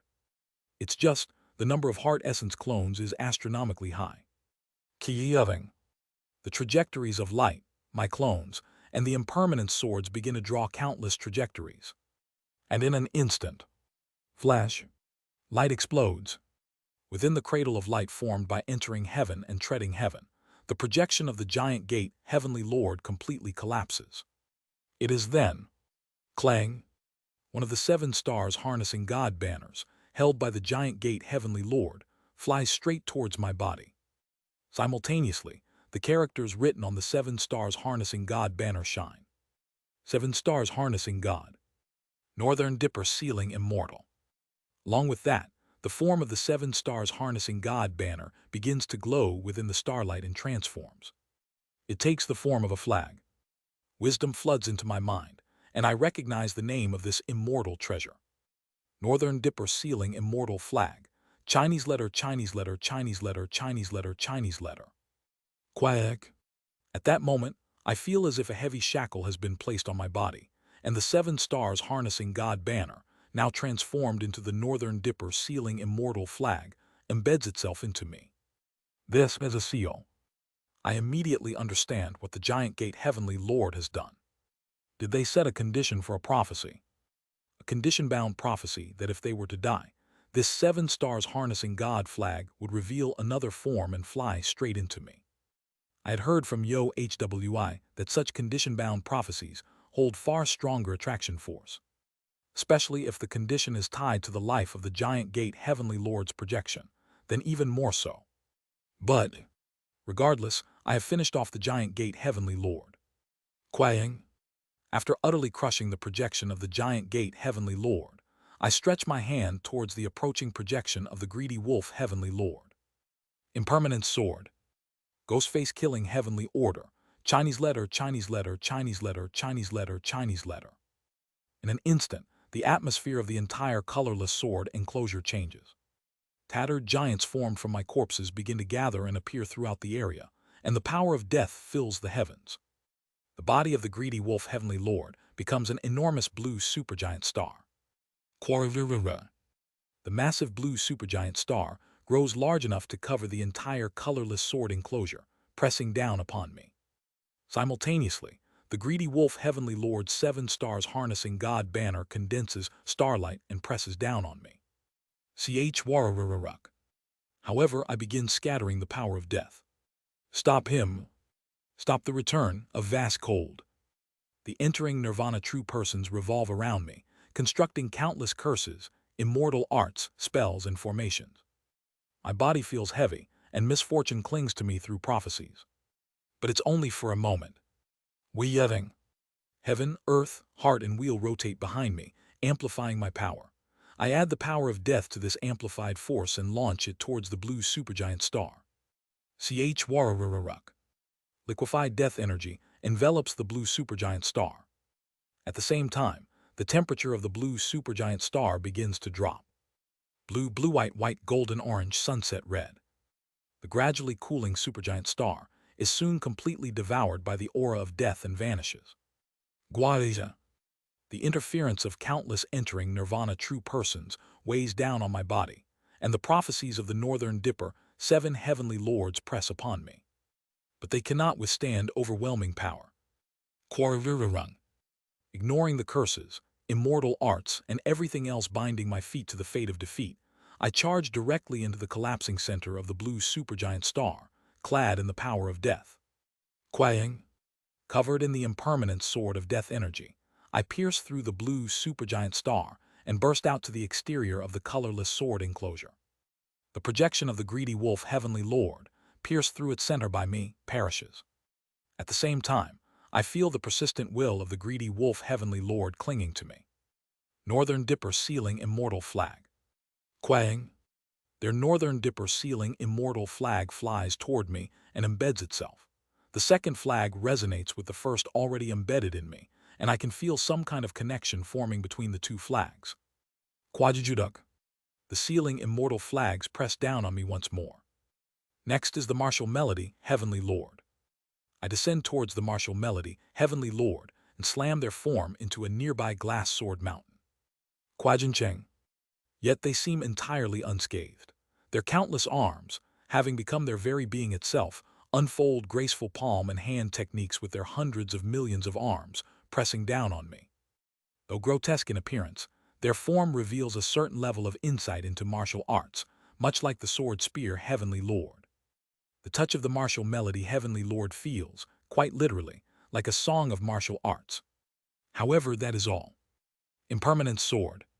Twin flowers. Black-white impermanence. Chinese letter, Chinese letter, Chinese letter, Chinese letter.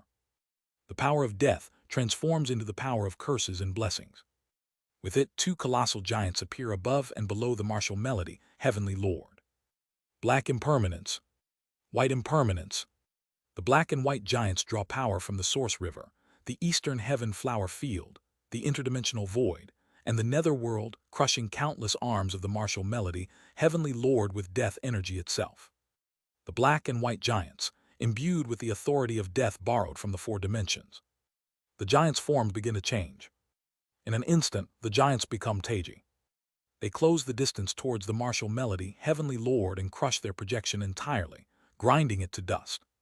The projection of the martial melody, Heavenly Lord, is consumed and extinguished within the Taiji. Flash. At the same time, another Northern Dipper sealing immortal flag flies towards me and embeds itself. Clang. The connection with the two previous flags begins, and I feel my body being pressed down even further. Giant Gate, Greedy Wolf, martial melody. The projections of the three Heavenly Lords are swept away at once. In the next moment, Quang.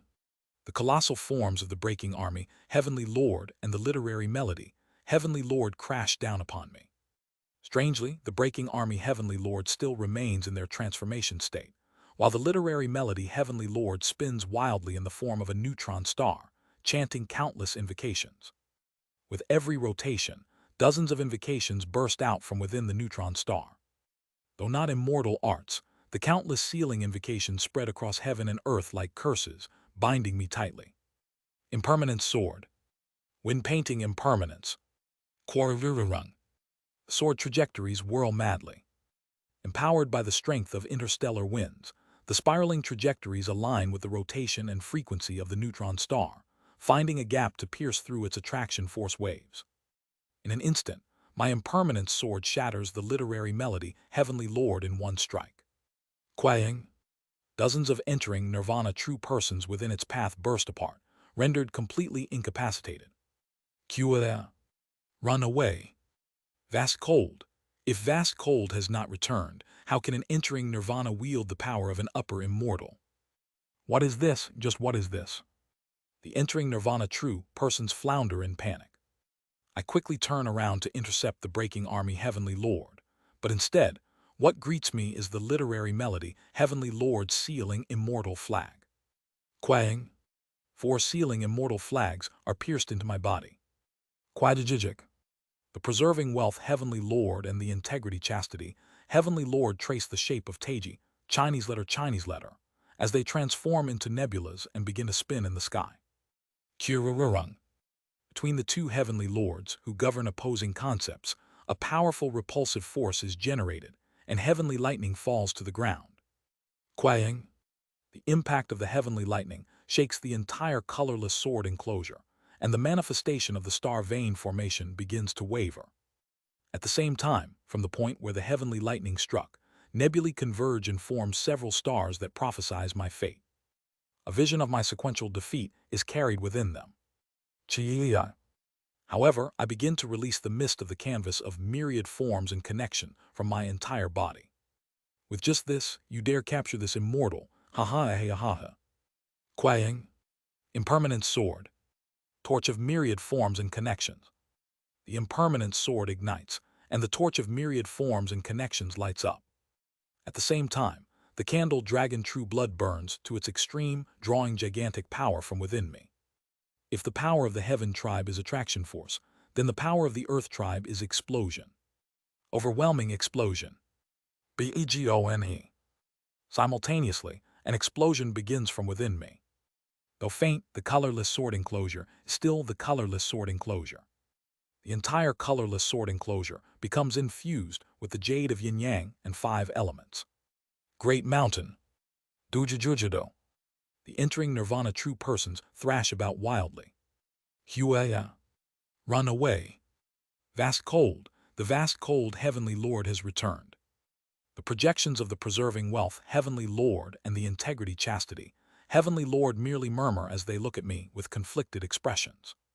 The sprout must be uprooted. Are we not enough? Such humiliation from 500,000 years ago must never happen again. In the next moment, Splitting Emperor. The power of the Great Mountain Splitting Emperor technique bursts forth, and everything within the colorless sword enclosure, everything existing within a radius of 700 light-years, is split into 7 parts in the plane of Qi and vanishes completely. Then 2 sealing immortal flags fly toward me. Quang Quang. Clang. A total of 6 sealing immortal flags are embedded into my body, and 6 chains bind me. Chia. I glance around at the dim surroundings. All that remains is the breaking army, Heavenly Lord. However, I cannot see victory for the breaking army, Heavenly Lord. The scale of your power is so immense that even with the sealing in progress, it takes time for the seal to fully manifest. to the point where even we, the subordinates of time, cannot intervene. At that moment, I realize what they have been doing all this time. The subordinates of the heavenly venerable of time, the Northern Dipper 7 heavenly lords, have been continuously casting a specific immortal art on me. It is none other than the immortal art of time acceleration. The reason they could create stars in an instant is likely related to this. While the sealing power of the Northern Dipper sealing immortal flags are remarkable, the sheer magnitude of the power I've amplified is so enormous that the sealing itself requires an immense amount of time. However, even in the accelerated time, I possess such overwhelming amplified power that I am not sealed. No, I will be sealed, but it seems it will take time to reach that point.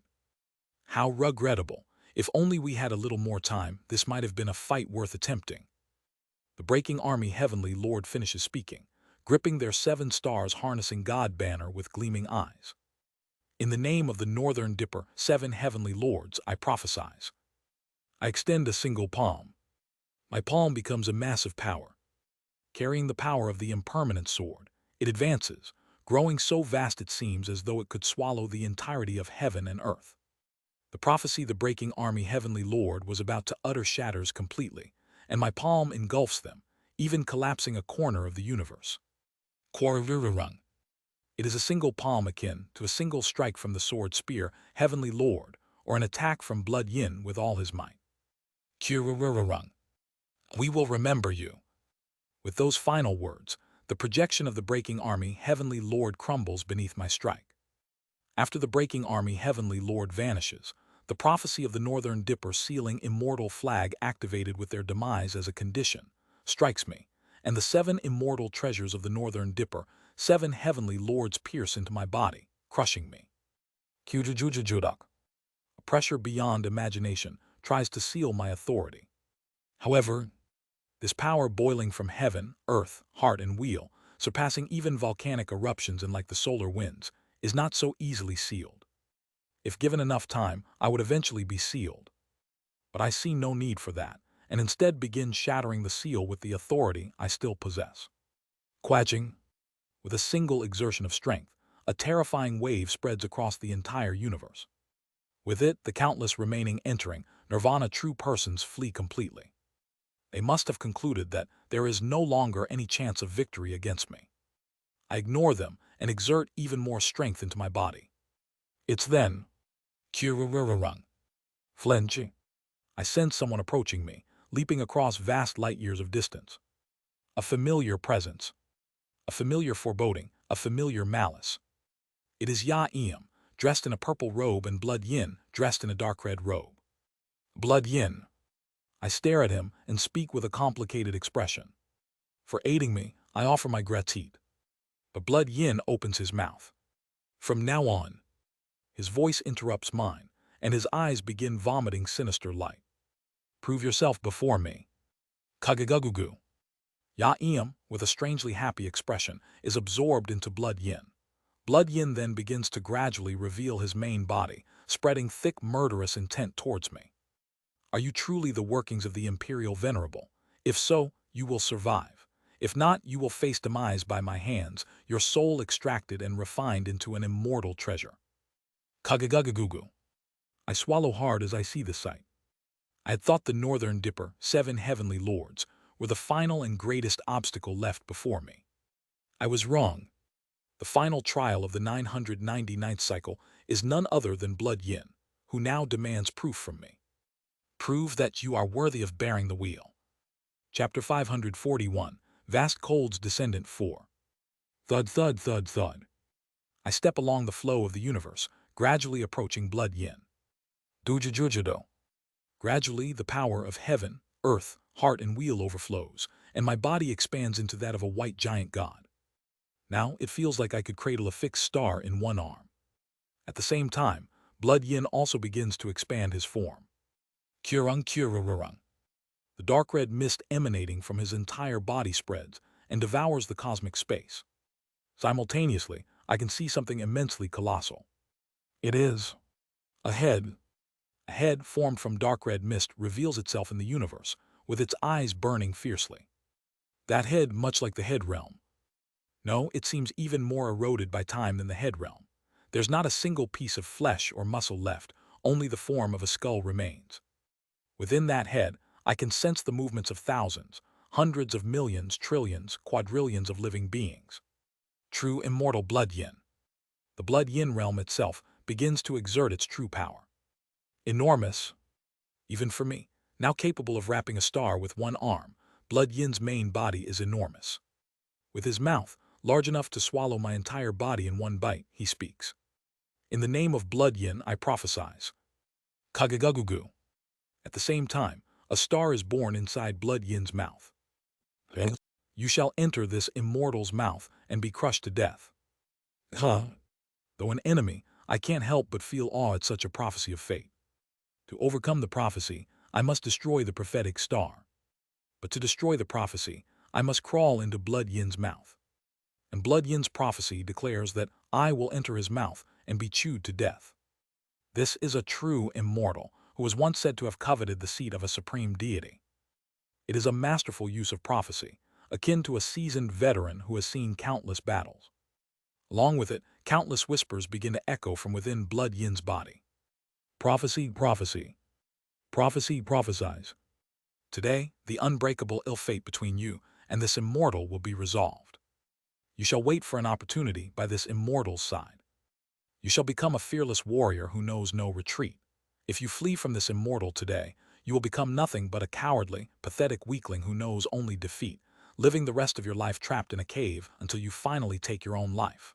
Ra'en, letter 1D2, letter 162, Eomlaut execute. Tingle tinge. This is a prophecy. However, a prophecy that is not limited to this moment of battle, but encompasses even a distant future fills blood yin's mouth. At the same time, I can feel two futures being revealed before me. Will I fight blood yin today and become a fearless warrior, or will I retreat and live the rest of my life as a bug who knows nothing but failure, drowning in defeat until I take my own life? Two choices are forced upon me. With this, escape from this confrontation with blood yin is no longer an option. Prophecy, after all, is the act of fixing the future by my will. It is undoubtedly an act of defying the heavens. Therefore, prophecy demands a price to be paid. His will swiftly whispers wisdom into me. However, prophecies that offer choices like this require almost no price. The choice given to the opponent becomes the very price they must bear. Ziyeving. It is forced. Fate selects a choice by my hand, and the future where I face blood yin fearlessly becomes locked in place, entirely erasing the option to retreat. Then let us begin in earnest. I stretch my hand towards blood yin. Kagugu. Impermanence sword. Heavenly shatter impermanence. White power surges and flares from my entire body, and my form swells dramatically for an instant. I become destruction itself. Revealing the fierce power of destruction, I swing my fist down in a state larger than even blood yin's main body. The stars of the five elements shall obey this immortal's command. Flash. At the same moment, 5 stars are created above blood yin's head, imbued with the light of the 5 elements. Greenish blue, reddish yellow, yellow, silvery white, blackish blue. The 5 beams of light seem to envelop blood yin's head, and then each star projects 5 scenes, scattering in 5 directions. However, strangely enough, the stars of the 5 elements created this time by blood yin do not contain scenes related to Mai or his victory or defeat. What is contained in those stars is submission, Chinese letter, Chinese letter. The properties of the 5 elements are commanded to submit to blood yin's will. Simultaneously, the star veins emanating from each star connect. It seems as though the energy of the 5 elements is dyeing the surroundings in an instant. The 5 elements in the vicinity are gripped firmly in blood yin's grasp. Quaying. The single strike of my impermanence sword is deflected by the heaven and earth spiritual energy canopy formed from the 5 elements by blood yin's immortal art. It can't be cut. Do you believe you can sever the principles of the universe with merely the heart? Such arrogance. The stars of the 5 affairs, Chinese letter, shall follow this immortal's principle. The 5 elements in the surroundings under blood yin's control move, creating a single star once again. Within that one star, 5 scenes are contained. Simultaneously, the 5 affairs star resonates with the 5 element stars, and yin-yang begins to ripple across the stars of 5 elements. The 5 affairs are seeing, hearing, and thinking, ultimately perceiving the Taiji. Recognizing the cycle of twilight, light, and shadow is the path to attaining the 5 affairs. Though somewhat esoteric, the meaning feels strangely clear to me. Perceiving Taiji is the 5 affairs, and, through the 5 affairs, perceive the Taiji of the 5 elements, who establish the 10 pillars. The 10 heavenly stems have been completed. Taiji ripples around the 5 element stars, and then the 5 affairs star explodes. At the same time, the 5 affairs star transforms into a fixed star, forming a stellar system at the center of the 5 element stars. The stars of 5 elements illuminated by the fixed star now possess day and night, beginning the cycle of yin and yang. Seeing this, I realize this is dangerous, but at the same time, it is awe-inspiring. The grand principles of the universe are being drawn by Blood Yin's hand. At this moment, it almost seems insignificant whether Blood Yin is a devil immortal or not. I just want to stupidly stare at that stellar system. The 8 paths shall bow and prostrate before this immortal's principle. 8 principles are engraved around the stellar system. At the same time, I suddenly realize something. The 8 paths I possess. In other words, the authority of the sacred vessel is being extracted into that stellar system. Only then do I regain my senses and swing the impermanent sword at Blood Yin once more. Impermanent sword. Entering heaven. Heavenly shatter impermanence. The powers of entering heaven and heavenly shatter impermanence simultaneously hammer down upon Blood Yin. This time, the heaven and earth spiritual energy canopy of the 5 elements that he has unfolded cannot withstand my strike and collapses. At the same time, the aftermath of my strike slices the stars of the 5 elements and the entire stellar system into thousands of pieces, scattering them into the void. But, what's this? Why, even though I've cut down the star of prophecy, even now, the 5 elements are supporting Blood Yin. The prophecy has already been fulfilled, and this current state is its result. What use is there in trying to collapse the star of a prophecy that has already been fulfilled? The 5 elements of heaven and earth obey Blood Yin's command, and at the same time, my sacred vessel authority is being stripped away by the 5 elements. Along with that, Blood Yin's authority begins to forcibly impose the power of the 8 paths over the entire astral realm, as if declaring the entire astral realm is his sacred master domain. Blood Yin begins to utter the next prophecy. The 5 epochs shall submit to this immortal's principle. Year, month, date, hour, calendar. That's right. The light of the sun and moon, heavenly domain, begins to tremble under Blood Yin's command. That is not the end. Starting from royal perfection, correct rule, Chinese letter, strong rule, Chinese letter, and mild rule, Chinese letter, hear me. You shall become dancers who dance under this immortal's hand, bringing delight to the eyes and ears. He mocks. Blood Yin mocks the light across the entire region, wielding it according to his will. Jiek. Together with that, I feel my head spinning. This is. Blood Yin raised the light to the plane of fate, and is infusing that light into me. Guyuaya. I scream. Something is being etched into my mind by Blood Yin. Examination of doubts and various omens shall dance by the command of this immortal and proclaim to the stars of the nations. Perceive the unfolding of this immortal's authority throughout the entire world and rightfully uphold it. Recognize that this immortal's authority spreads across all realms and serve accordingly. Kagagung. The sun and moon, heavenly domain begins to tremble. Simultaneously, I can feel the attraction force emanating from Blood Yin, grabbing hold of all the stars in the sun and moon, heavenly domain. Shiver. I stare at Blood Yin with a stunned expression. Isn't this no different from declaring the entire sun and moon heavenly domain as his middle realm as a sacred master? The entire region becomes tainted with dark red blood devilish energy. Everywhere my gaze and senses reach is filled with thick blood devilish energy, and I can feel it all falling under Blood Yin's control. I feel an overwhelming sense of powerlessness at the insurmountable gap between myself and Blood Yin, and I nearly feel like collapsing on the spot. The 6 extremes shall listen, and the 5 blessings shall also heed. Now that the constellations are complete, this immortal prophesizes once more. Blood Yin's decree carves itself into reality and begins forming a star once more. Following the authority of the examination of doubts and various omens, Blood Yin's blood devilish energy spreads across the sun and moon heavenly domain in the forms of rain, clearing, cloudiness, want of connection, crossing, inner diagram, outer diagram, and rain, sunlight, heat, cold, wind, time. Following this, the shadows of the 5 blessings and 6 extremes begin to stir across the entire sun and moon heavenly domain, as if handing over the sovereignty of the domain itself to Blood Yin. This is Blood Yin showing his true power. I cannot win. He has become the world itself. How can a being born within the world possibly defeat the world? I cannot do it. As expected, now this is familiar. I smirk while my mind remains stuck in the pit of despair. At some point, the misfortune of the 6 extremes marked by Blood Yin has clung to my shadow. Unbeknownst to me, this misfortune has been gnawing away at my mind.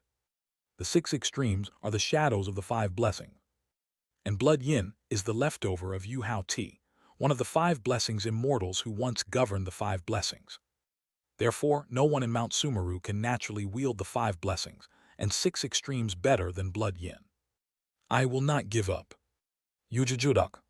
Gradually, swiftly, I begin to rotate the wheel. I cannot fully understand your immortal arts and your fate. Therefore, I cannot rewrite Blood Yin's fate or twist his prophecy with the wheel. The reason I could twist the end of the sun and moon heavenly domain was because I understood the uniqueness of the end and succeeded in controlling it to some extent through the phenomena extinguishing mantra.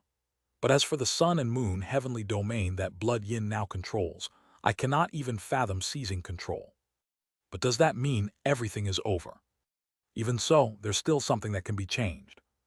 The wheel is an immortal art that rewrites what I understand. But the current sun and moon heavenly domain has become something I cannot comprehend because of Blood Yin. In that case, there is only one thing I can change right now. Myself. Yelling. I rewrite. O heart of mine that leans towards despair. Chase after hope. Yelling. Power begins to overflow throughout my entire body. I know myself well. I know the connections I have made. I know the world I have lived in to some extent. And the combination of all of those things and what now stands here is the current me. Because I know this, because I understand this. Even if I cannot change everything in this world, I can at least change myself. Kiyeving. The power sourced from heaven, earth, heart, and wheel begins to amplify explosively. A perfect amplification without any waste bursts forth from my body. Let's trust in what I have accumulated. Even if this entire world presses down on me, let's resist and move forward. Because that is the will I have upheld until now.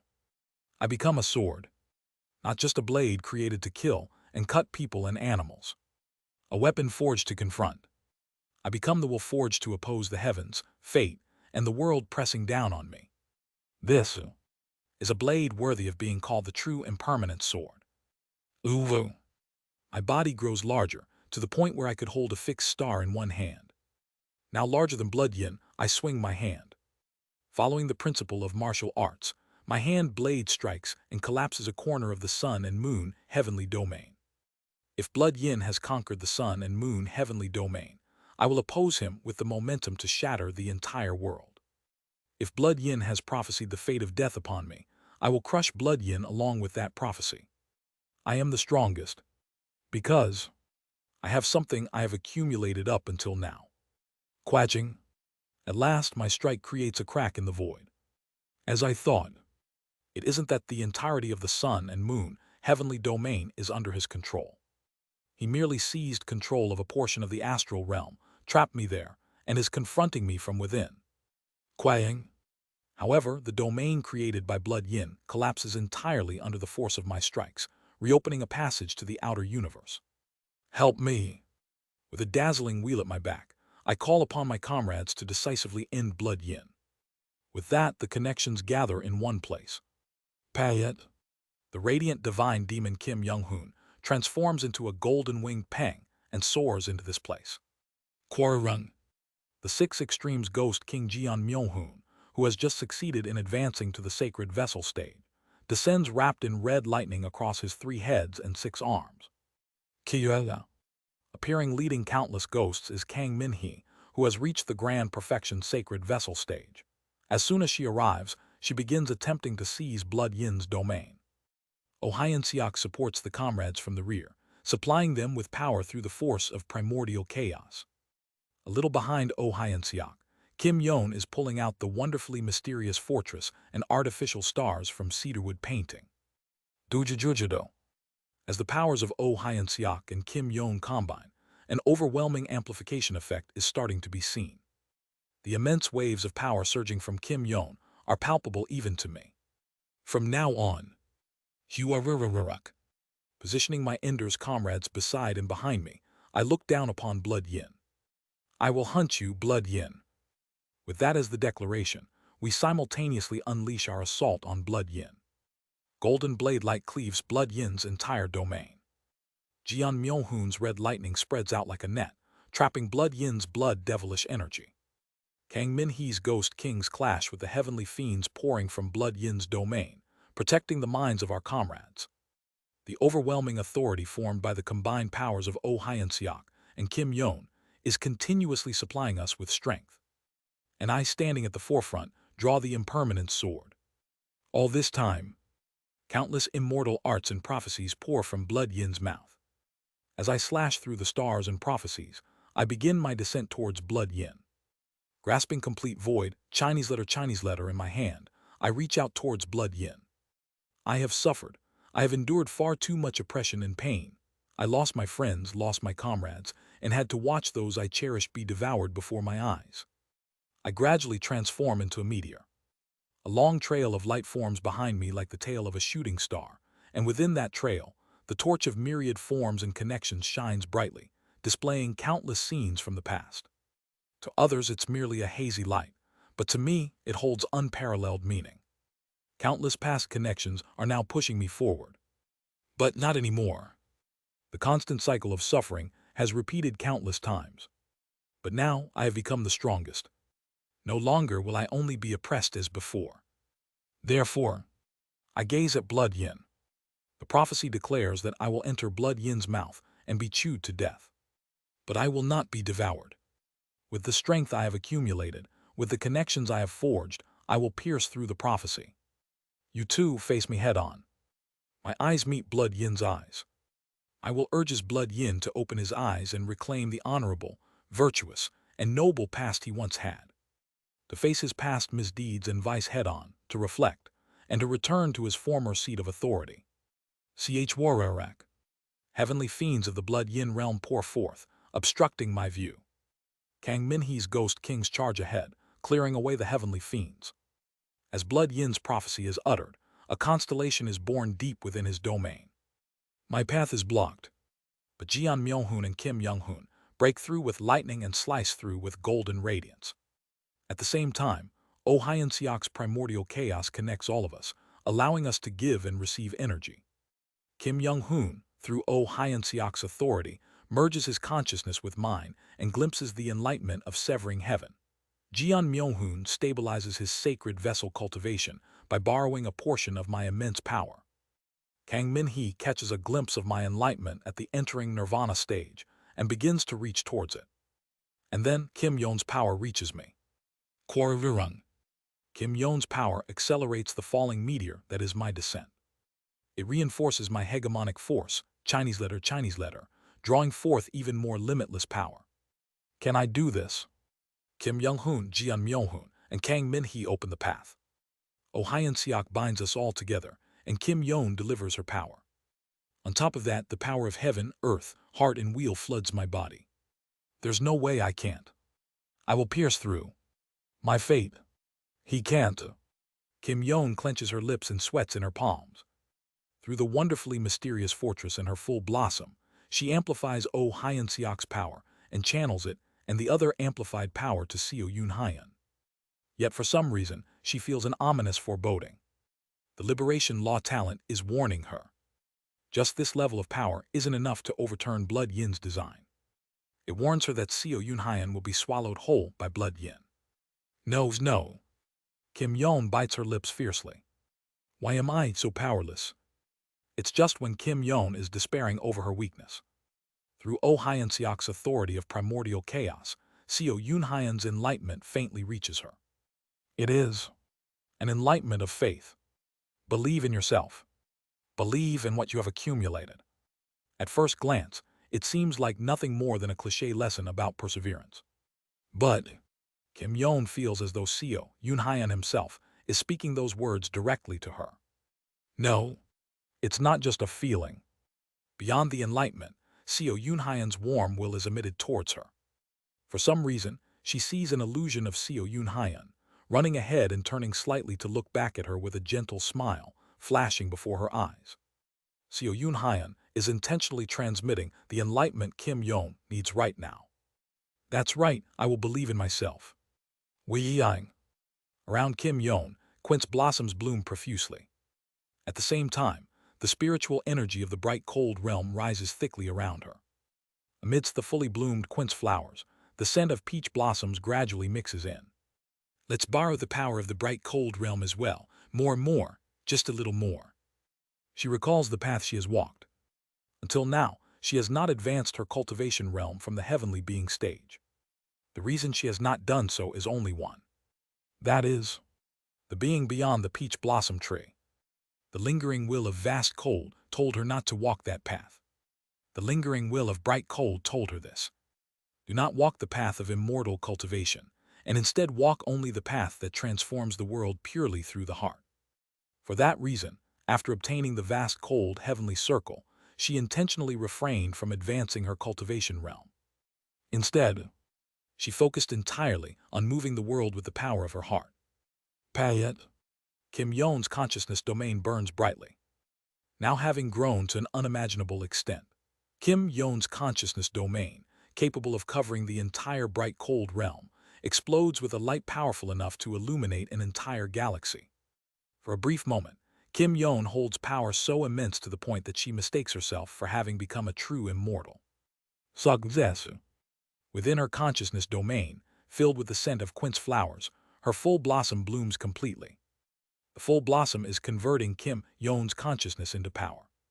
However, Kim Yeon cannot move from her spot. I have to pass this on. She must deliver her power to Seo Yun Hyen. Otherwise, everything she has done will be utterly meaningless. However, the sheer magnitude of her power is so overwhelming that she realizes she is pinned down by it, unable to move. I have to move, even if it's not with my power, even if I have to borrow another's. Yetting. Through her consciousness, Kim Yeon draws a formation within the wonderfully mysterious fortress. The realm annihilation ground shrinking formation is drawn by her, and she instantly gains a way to reach Seo Yun Hyen.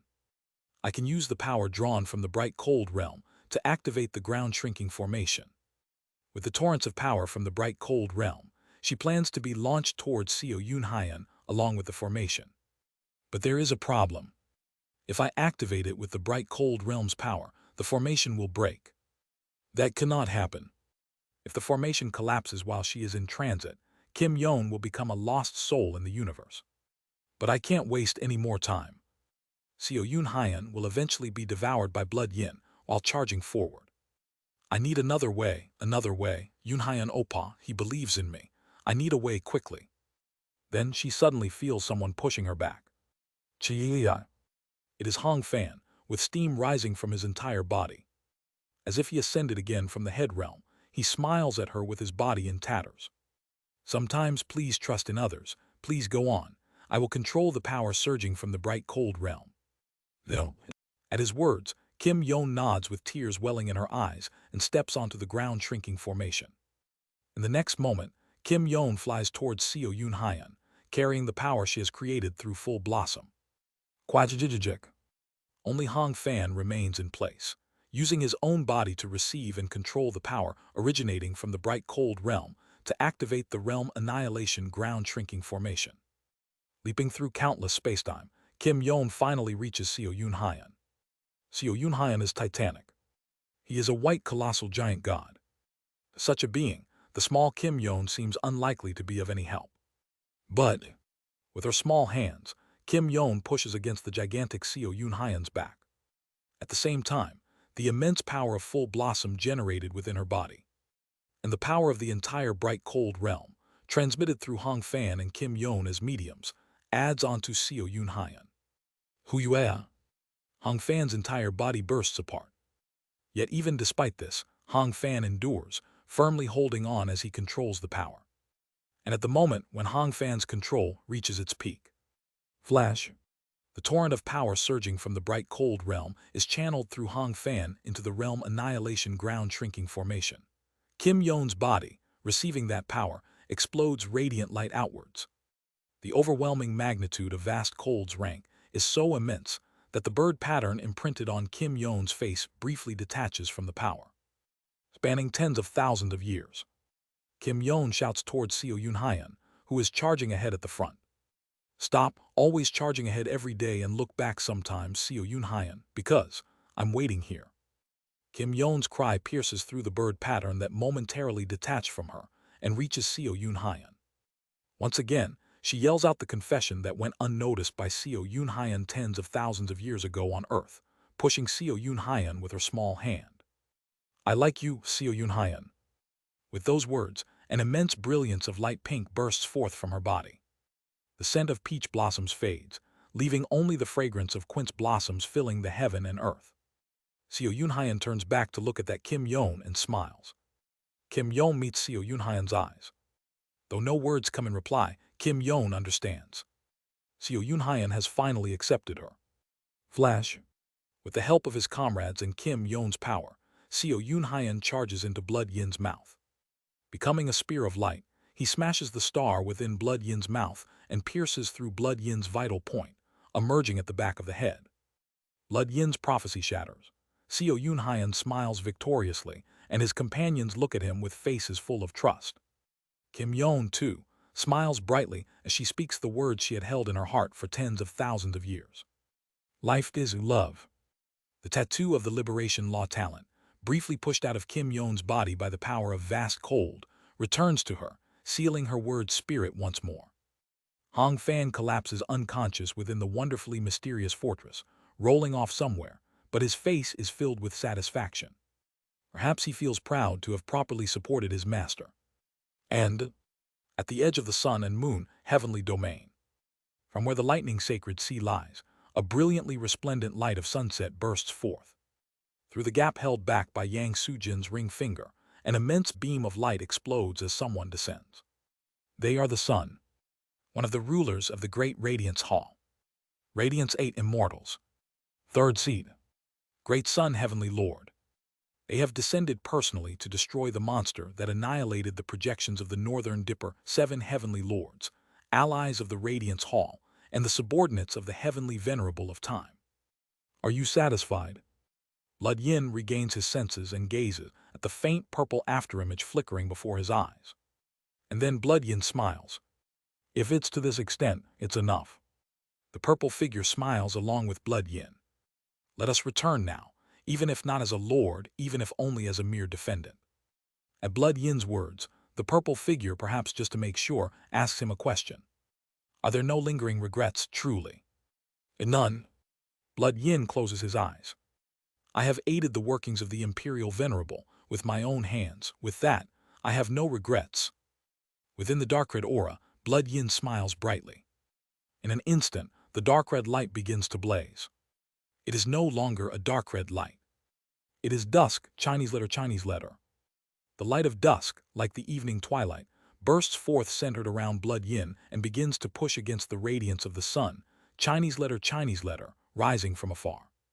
Listen, as I have just shown, the mantra of the 5 elements is to conclude with the 5 blessings, and what then returns as 5 elements and repeats is their power. Etch into your mind the method to resist it. While passing his final teaching to Seo Yun Hyan, the victor, Blood Yin, closes his eyes. At that moment, an immense explosion of light bursts forth from Blood Yin. The explosion tears a hole through the sun and moon heavenly domain itself, and through that hole, everyone except Seo Yun Hyan is flung far away into a distant heavenly domain. Seo Yun Hyan, struck directly by Blood Yin's explosive light, is immediately forced into the true immortal advancement ritual. Pushing Seo Yun Hyan towards death, Blood Yin peacefully closes his eyes. O Imperial Venerable, please, find what they have been seeking.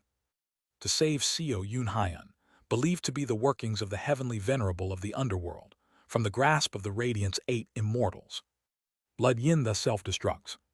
Under a melia tree, a certain figure watches him with a smile and closes their eyes. The former chief judge of the netherworld, nether devil true lord Yu Hao Ti, Chinese letter, Chinese letter, Chinese letter. On that day, falls into complete slumber. Heaven and earth distort.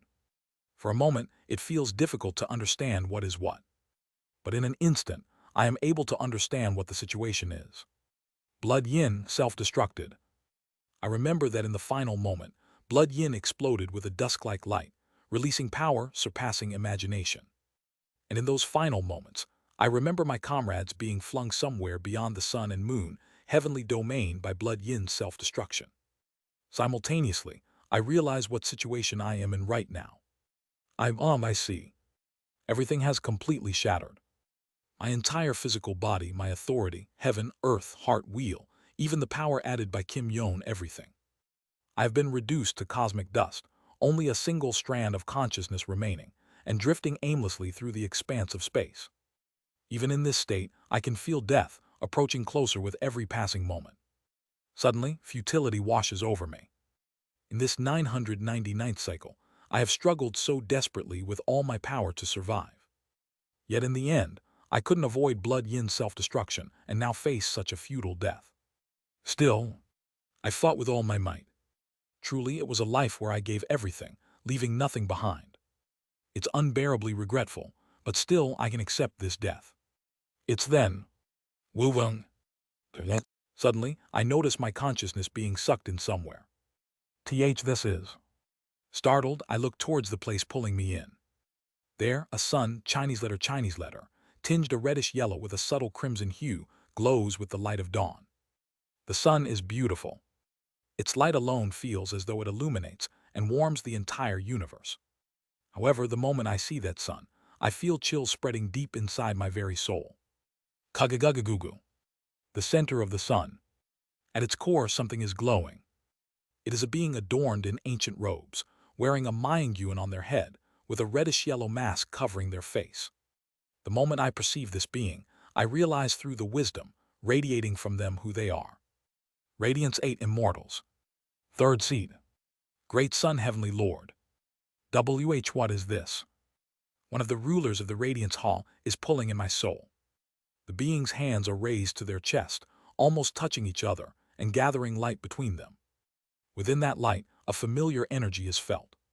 It's my physical body. That being is reconstructing the body that Blood Yin reduced to cosmic dust, using it as a foundation to summon my soul back. Are they trying to revive me? Chinese letter. However, the closer I am pulled towards that being through attraction force, the more I realize that's not the case. This is.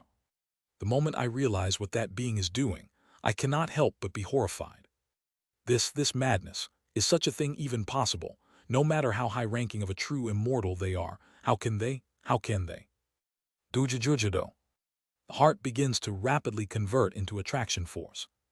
From the sacred vessel stage, one can somewhat control the heart's change into attraction force that begins in the star-shattering stage, and through the immortal arts of 8 paths, make the attraction force-changed heart operate like a true heart.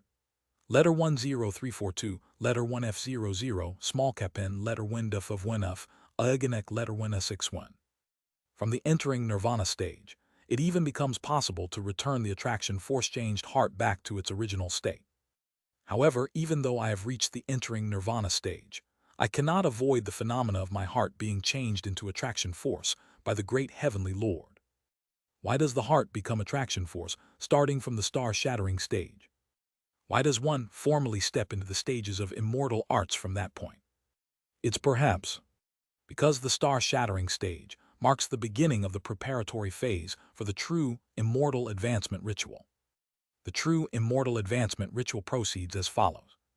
Just like when I previously stood before Jinlu Gok and released all the death energy of the Death Path 3 Great Ultimates, the heart gradually changes into an attraction force, and that attraction force gradually reaches its peak. At its peak, the heart's attraction force begins to contract, eventually compressing into a single point and annihilating everything about the cultivator. Once compressed, the true person's physical body and authority are released from their compression, entering the interdimensional void, where they gradually decompose and turn into a vestige, Chinese letter. Then the soul of the true person, having undergone complete annihilation, moves towards the domain of death, uniting life and death within the soul itself, before unfolding the immortal art cultivated from the star-shattering stage to the entering nirvana stage. At the core of the immortal art, a being that has fully embraced and contained life and death is born. In the 3,000 great thousand worlds, such a being is called a true immortal Chinese letter. In short, from the star-shattering stage, the heart begins changing into attraction force. In the sacred vessel stage, one learns to control this attraction force through immortal arts. In the entering nirvana stage, the attraction force reaches its peak. Finally, the true immortal advancement involves compressing this peak attraction force, annihilating oneself before shedding Chinese letter from one's life, and uniting life and death to become an entirely new existence. This is the enlightenment I once realized in front of the Jinlu Gok, and at the same time, the true immortal advancement ritual I cross-verified with Yo HWI. And now, the great Sun Heavenly Lord is forcibly pulling my soul, scooping up the power of the domain of death, forcefully merging it with me, and attempting to forcibly advance me. Ah no! I recall the warnings of countless high beings, including Yang Sujin. Be wary of the light. I can't get caught by the great Sun Heavenly Lord. I can feel it. That being is not pulling me in to advance me because they favor me. I can feel earnest malice. And I realize that malice is connected to the Northern Dipper, 7 heavenly lords I annihilated. The Northern Dipper 7 heavenly lords, did they have some contract with the Radiance Hall? Because I destroyed their projections, is this being trying to do something to me? I cannot be certain. But one thing is clear, I must never allow myself to advance at the hands of the Great Sun Heavenly Lord. If I advance through the Great Sun Heavenly Lord, I won't need to die. I can feel that being drawing up the power of death and performing the advancement ritual in my stead. However, I recall Blood Yin's words, that every prophecy comes with a price. And I recall the wisdom etched into me by him. Every prophecy comes with a price.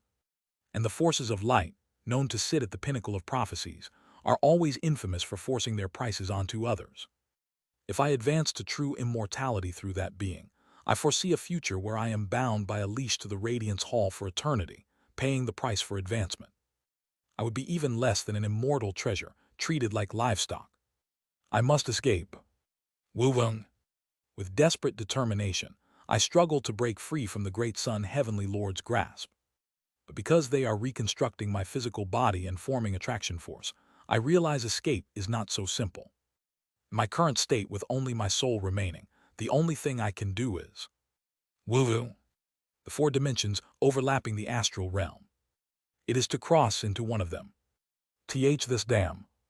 I stare at the 4 dimensions in stunned disbelief. In the Source River, the will of the Northern Dipper 7 heavenly lords is rampaging madly. Given that they are often referred to as the direct disciples of the heavenly venerable of time, I realize that crossing into the Source River would only result in being captured by them. I gaze at the Eastern Heaven flower field and the underworld. Kagagagugu.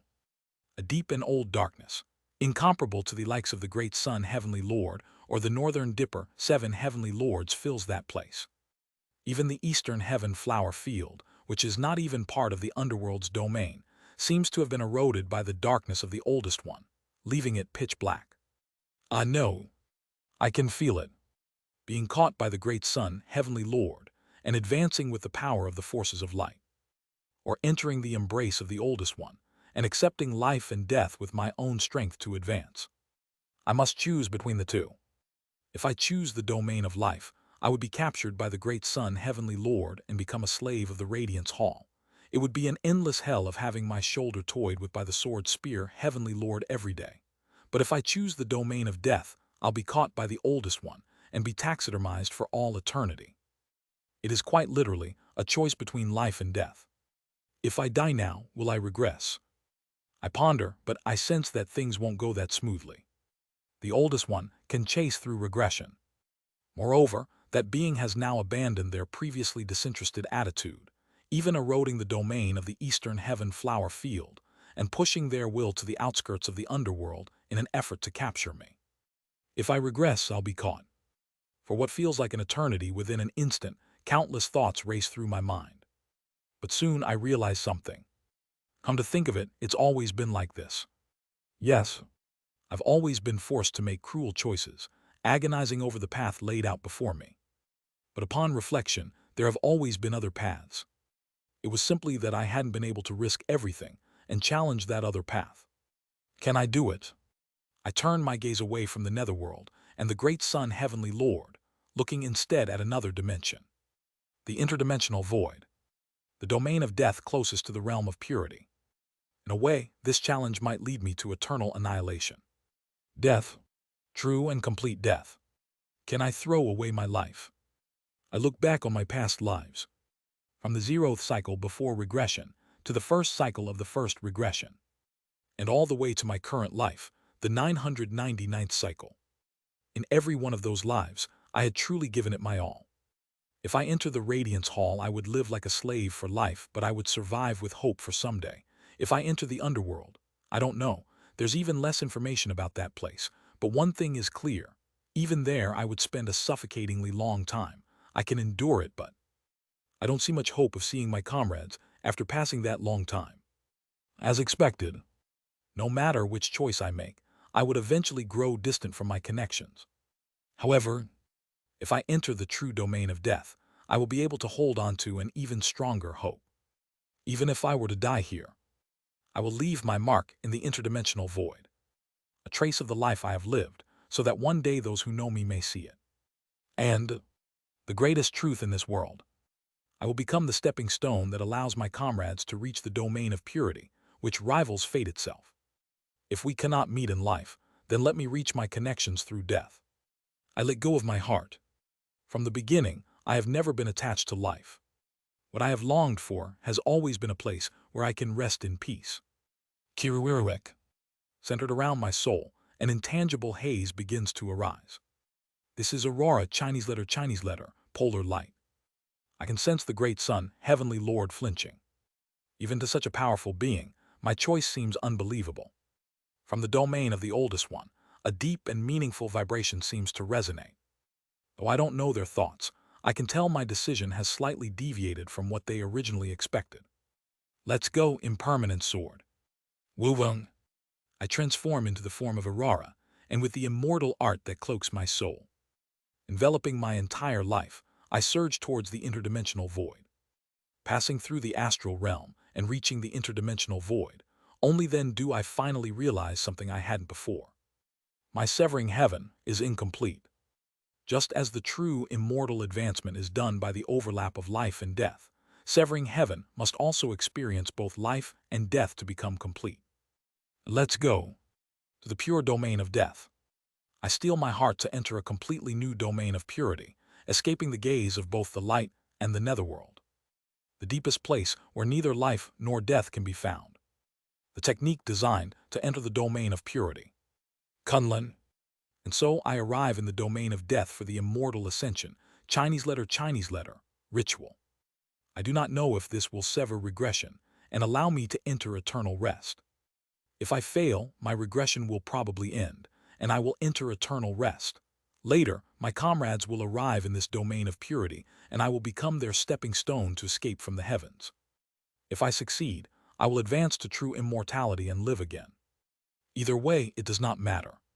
Kiriwiriwirek. I feel something unpleasant pulling me in. This is undoubtedly the sensation of regression. As I feel my mind breaking apart within the domain of purity, I begin to completely perish myself, resisting the authority of regression pulling me. Will regression win, or will Kunlun prevail? If regression wins, I will face the first day of my 1000th cycle. If I win, I will find complete eternal rest. Either outcome satisfies me, and so I slip into the domain purity and close my eyes. That is my 1000th return and, simultaneously, my immortal ascension ritual. Backslash, backslash, backslash. Backslash, backslash, backslash. Backslash. Backslash, backslash, backslash. This place is.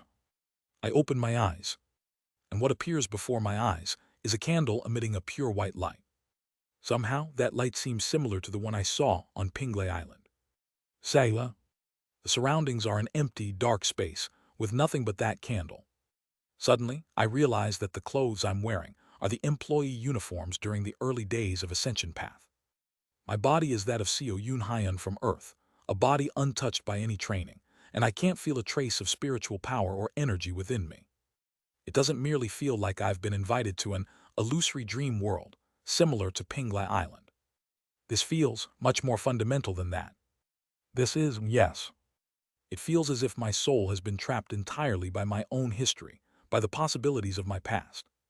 As soon as I realize this, I feel goosebumps spreading across my entire body. This is. I can't breathe, because I've definitely experienced something familiar before.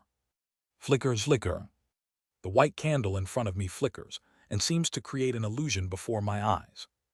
It looks like an illusion of a girl living in the mountains, struggling to survive and working at a noble's house.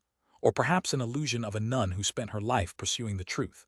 It even feels like an illusion of a ruler with two heads. However, more terrifying than those illusions is the being beyond the illusion. Hyok.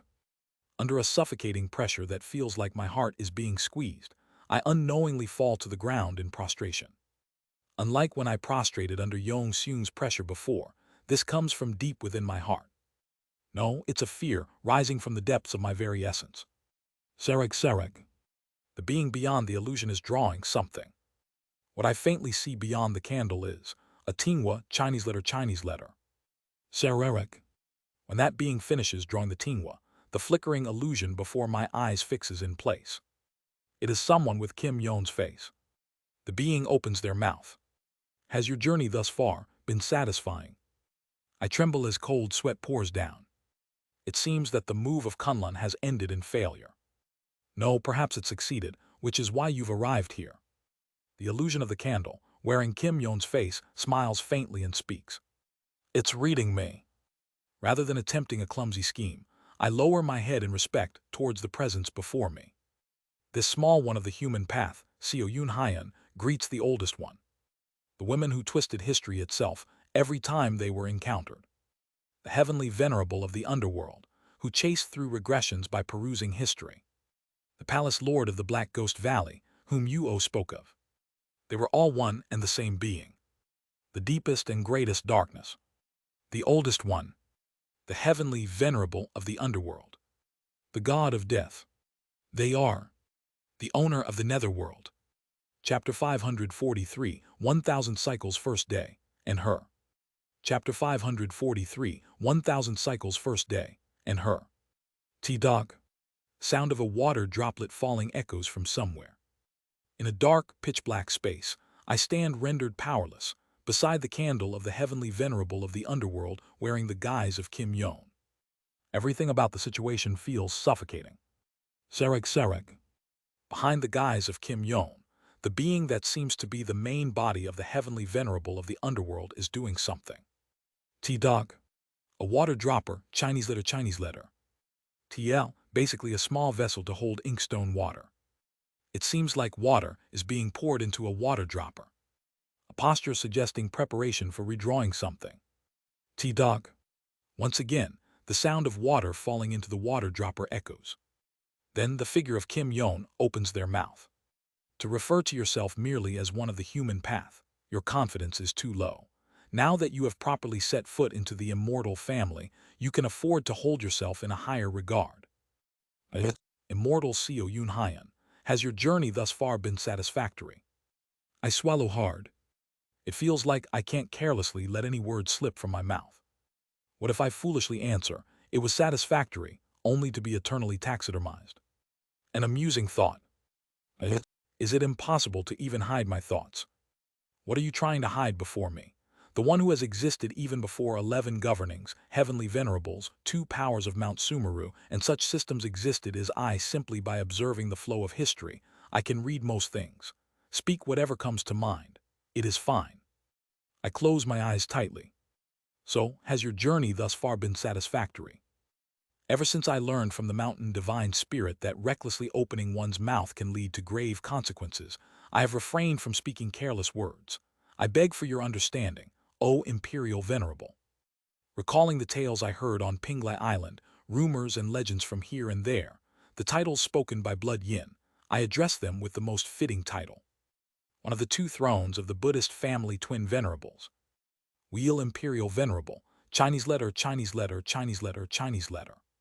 The owner of the wheel is surely the being before me. The white wheel, I glimpsed behind the heavenly venerable of the underworld in my past life, still lingers vividly in my memory. At my words they nod and smile. You've learned well from the mountain divine spirit, but haven't I told you before, silence is golden, yet silence out of place can sometimes summon a blade. I do not fear blades, for I myself wield a blade. How can one swing a blade without the resolve to be struck by one? I clear my throat and gaze at the being beyond Kim Yon's visage. Deep and vast darkness. Yet the main body of this being undoubtedly lies beyond there.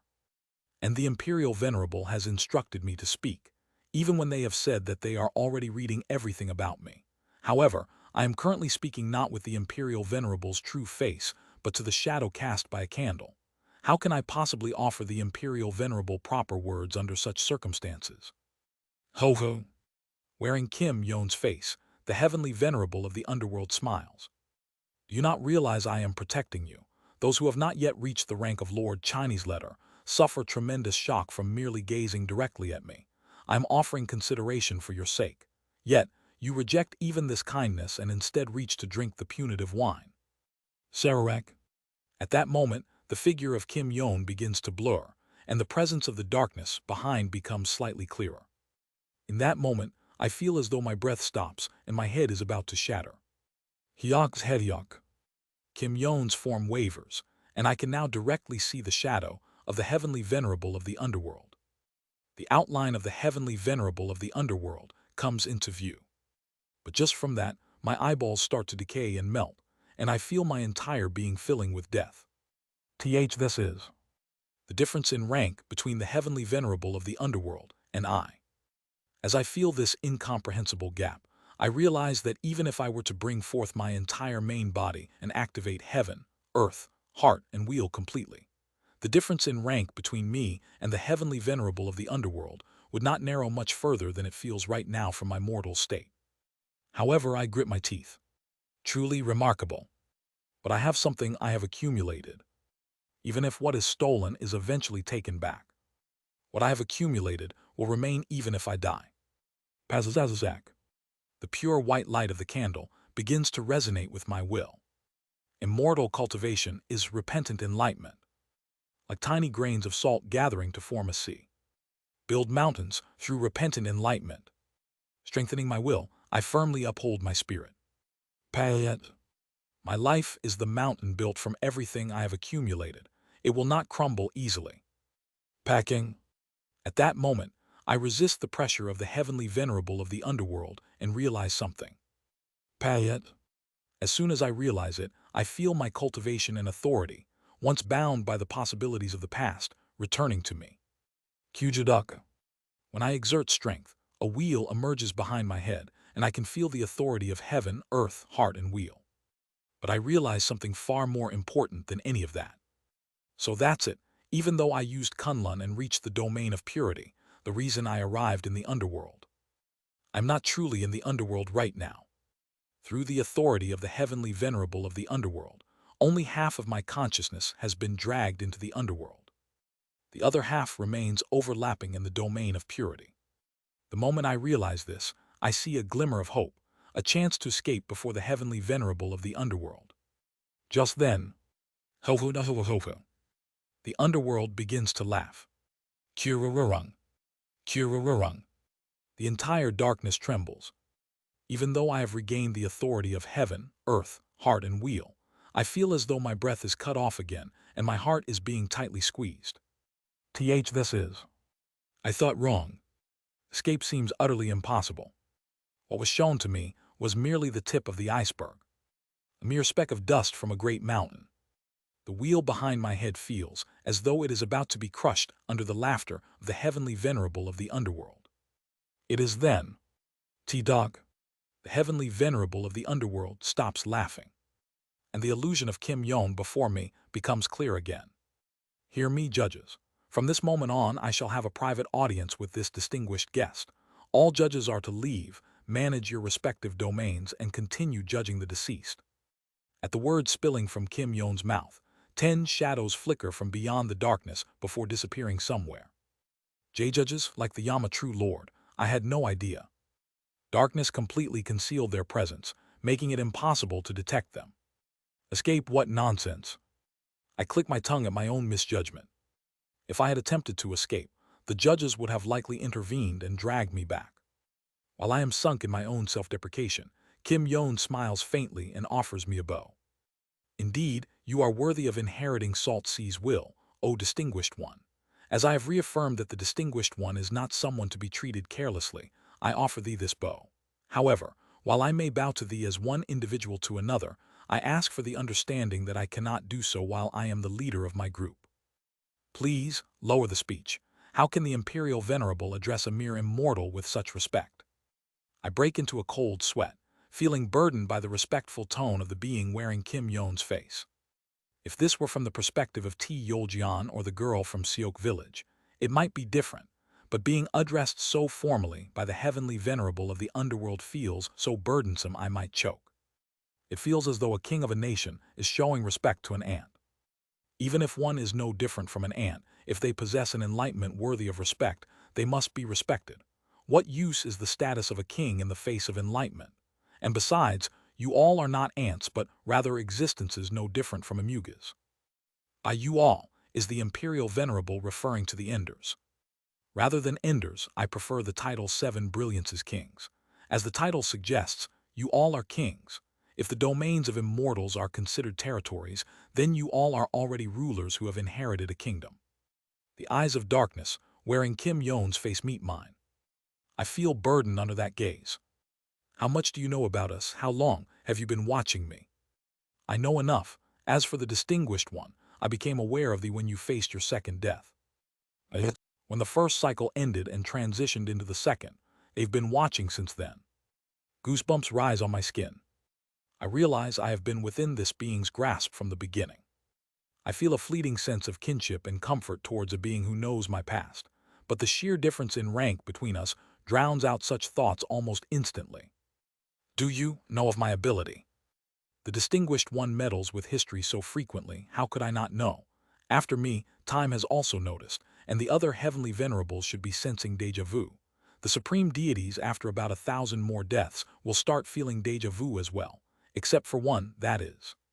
Who might that one be? I cannot say, even if we are in the deepest depths of the underworld. If I speak of them, they will notice. I cannot say. But even with that, I can deduce some possibilities. Is it the light Yang Sujin spoke of? Even here in the deepest depths of the underworld, they will notice when mentioned. It is truly a fearsome authority. I'm glad I managed to avoid being caught by the great Yang Heavenly Lord. Well, I'm not entirely sure about that. They are indeed insidious, but I flinch at the subtle reaction of the heavenly venerable of the underworld. It's not light, the being they're referring to, who noticed my ability. Is there another existence besides light? Yet the heavenly venerable of the underworld only spoke evasively, avoiding speaking directly. Let's not press further.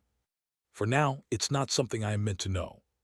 Quickly grasping the situation, I shift the topic. Previously, I encountered the lingering thought of the Golden Divine, who told me this. I heard that you capture and taxidermize us before we reach a certain level, but once we do, you instead support us. Then, does that mean I? Gulp. Swallowing, I face the darkness. Have reached a level worthy of your support. But at my words, the heavenly venerable of the underworld smiles faintly. Indeed, the Distinguished One possesses remarkable enlightenment. As I said, thy rank is already akin to a ruler of a kingdom. However, in the end, the Distinguished One is still no different from a newborn. Chills. Her two eyes seem to flicker dangerously. The darkness within them glistens. The Distinguished One as he is now holds no value to me other than being captured and taxidermized. Who would offer support to a worthless stone? But wasn't it the Imperial Venerable who helped me obtain the wheel? Ho ho. She lets out a chilling laugh. Even after I gave it to the Distinguished One, he only managed to use it to such a limited extent. Why should I offer the Distinguished One any more assistance? The more I speak, the deeper I feel myself sinking into a swamp. With an unreadable smile, she reaches out her hand. By the way, only the Distinguished One has been asking questions thus far. I apologize, however. The Distinguished One still hasn't answered my question. No matter how subtly the Distinguished One tries to avoid it, it cannot be done. So, answer me, has the Distinguished One's journey thus far been satisfactory? Tingle, tingle. I can feel it. I still cannot grasp the true extent of the heavenly venerable of the underworld's rank, but heaven, earth, heart, wheel. Having reclaimed the power of my main body, I can now understand the intention behind that question. Yes, from the very beginning. She has only been thinking of capturing and taxidermizing me. If I answer, it was satisfying, I feel certain that my life will be eternally severed, and I will be imprisoned here in the deepest depths of the underworld. But even so, I cannot lie. Not because I fear the punishment that comes after the lie, but because I cannot deceive myself. My life, because I have truly lived to the best of my ability, it cannot be anything but satisfying. I will ask a few more questions. I look around at the surroundings and open my mouth. What time period am I in? What is the current point in time? The Distinguished One has recently experienced his 1000th death, and when the Distinguished One was returning, I pulled the Distinguished One from the domain of purity, and we are now having this private conversation. Then, the current point in time is after Blood Yin and Mai. After the battle, after that child annihilated himself, scattering the Distinguished One and the other heavenly kings to your respective heavenly domains, it is the point in time after the Distinguished One sent his will into the interdimensional void to advance to true immortality. Excuse me. For a moment I cannot comprehend. What do you mean by that? That would mean. Does the Distinguished One not understand? It means that it has been fixed. A splitting sensation pierces my head at those words. I feel sick, like I'm about to vomit. Whoosh. At that moment, the heavenly venerable of the underworld, wearing Kim Yon's face, sharply glares somewhere. After staring intently for a while, she relaxes her expression and looks back at me. The Distinguished One still has much to study. You don't even know what the condition is yet. My head feels dizzy.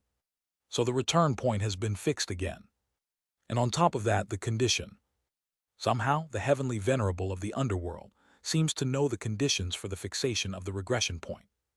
Could the imperial venerable perhaps tell me about the conditions for fixing the regression point? If you answer my question first, I will answer yours as well. Then I will ask a different question. Why is the imperial venerable trying to capture and imprison us? And how precarious? What does she mean by precarious? She seems to hesitate for a moment at my words, before opening her mouth as if she made a big decision. Since failure is inevitable anyway, I am merely trying to stop the process from advancing. That is the best answer I can give you at this point in time. If the Distinguished One wishes to know more, then, at the very least, reach Great Net, Chinese letter F90F, and ask me then. It doesn't seem like much, but her words carry an ominous weight. Failure is inevitable anyway. Then, like vast cold, Yang Sujin and the other enders before us. Does it mean such a miserable future awaits us as well? If that's the case, wouldn't it be better for me to simply be taxidermized by the heavenly venerable of the underworld? Perhaps the heavenly venerable of the underworld doesn't intend to just taxidermize me. She might appoint me as a reaper or a judge of the underworld and train me. As for my comrades, I thought I wouldn't be able to see them again. But if they are killed and brought to the underworld, wouldn't we be able to be together again? It's a thought that seems more fitting for a devil of the devilish path. But after facing the heavenly venerable of the underworld and realizing that death itself isn't so frightening, my perspective has shifted slightly. As if noticing my change, the heavenly venerable of the underworld smiles warmly with Kim Yon's face and asks again. Now, can you answer my question? If even in death I can retain myself, how is that any different from merely moving to another heavenly domain? Even if this realm of death is entirely different from the realm of life. If one lived life satisfactorily, wouldn't they also be able to spend death satisfactorily? After contemplating for a while, I open my mouth. Lai, yin yang. As expected, I will answer the question later. However, after deliberation, it doesn't seem right to be taxidermized in the underworld right this instant. I still have the unresolved debt with the great mountain supreme deity, and things I must still accomplish in the realm of life. It is not an issue that needs to be immediately decided hastily. Even if I am to be taxidermized, it wouldn't be too late after I've done everything I can in life. Thus, I firm my resolve and answer accordingly. However, I notice something different in her expression. The kind expression Kim Yeon wore just moments ago has stiffened, and she is now looking at me with a blank, expressionless face. Was delaying my answer that much of an offensive act? At that moment, the heavenly venerable of the underworld speaks with a rigid voice. It's something I feel every time, but it's deeply unpleasant. I deeply apologize. May I ask one final question? She remains silent with her stiffened face. You said you know all of my past, so I'll ask just one thing. Beyond the audience chamber you reached last time, what lies there? For a while, the heavenly venerable of the underworld remains silent. And in the silence following, she speaks. I, Yin Yang. At her following words, I feel a sense of confusion. Regrettably, I have never challenged the audience chamber, despite having countless opportunities. Isn't that truly such an unpleasant and resentful thing? I feel puzzled by her words. What? In the past life, the heavenly venerable of the underworld joined forces with the great mountain supreme deity, the Sal Tree heavenly venerable, and the owner of liberation to challenge the audience chamber.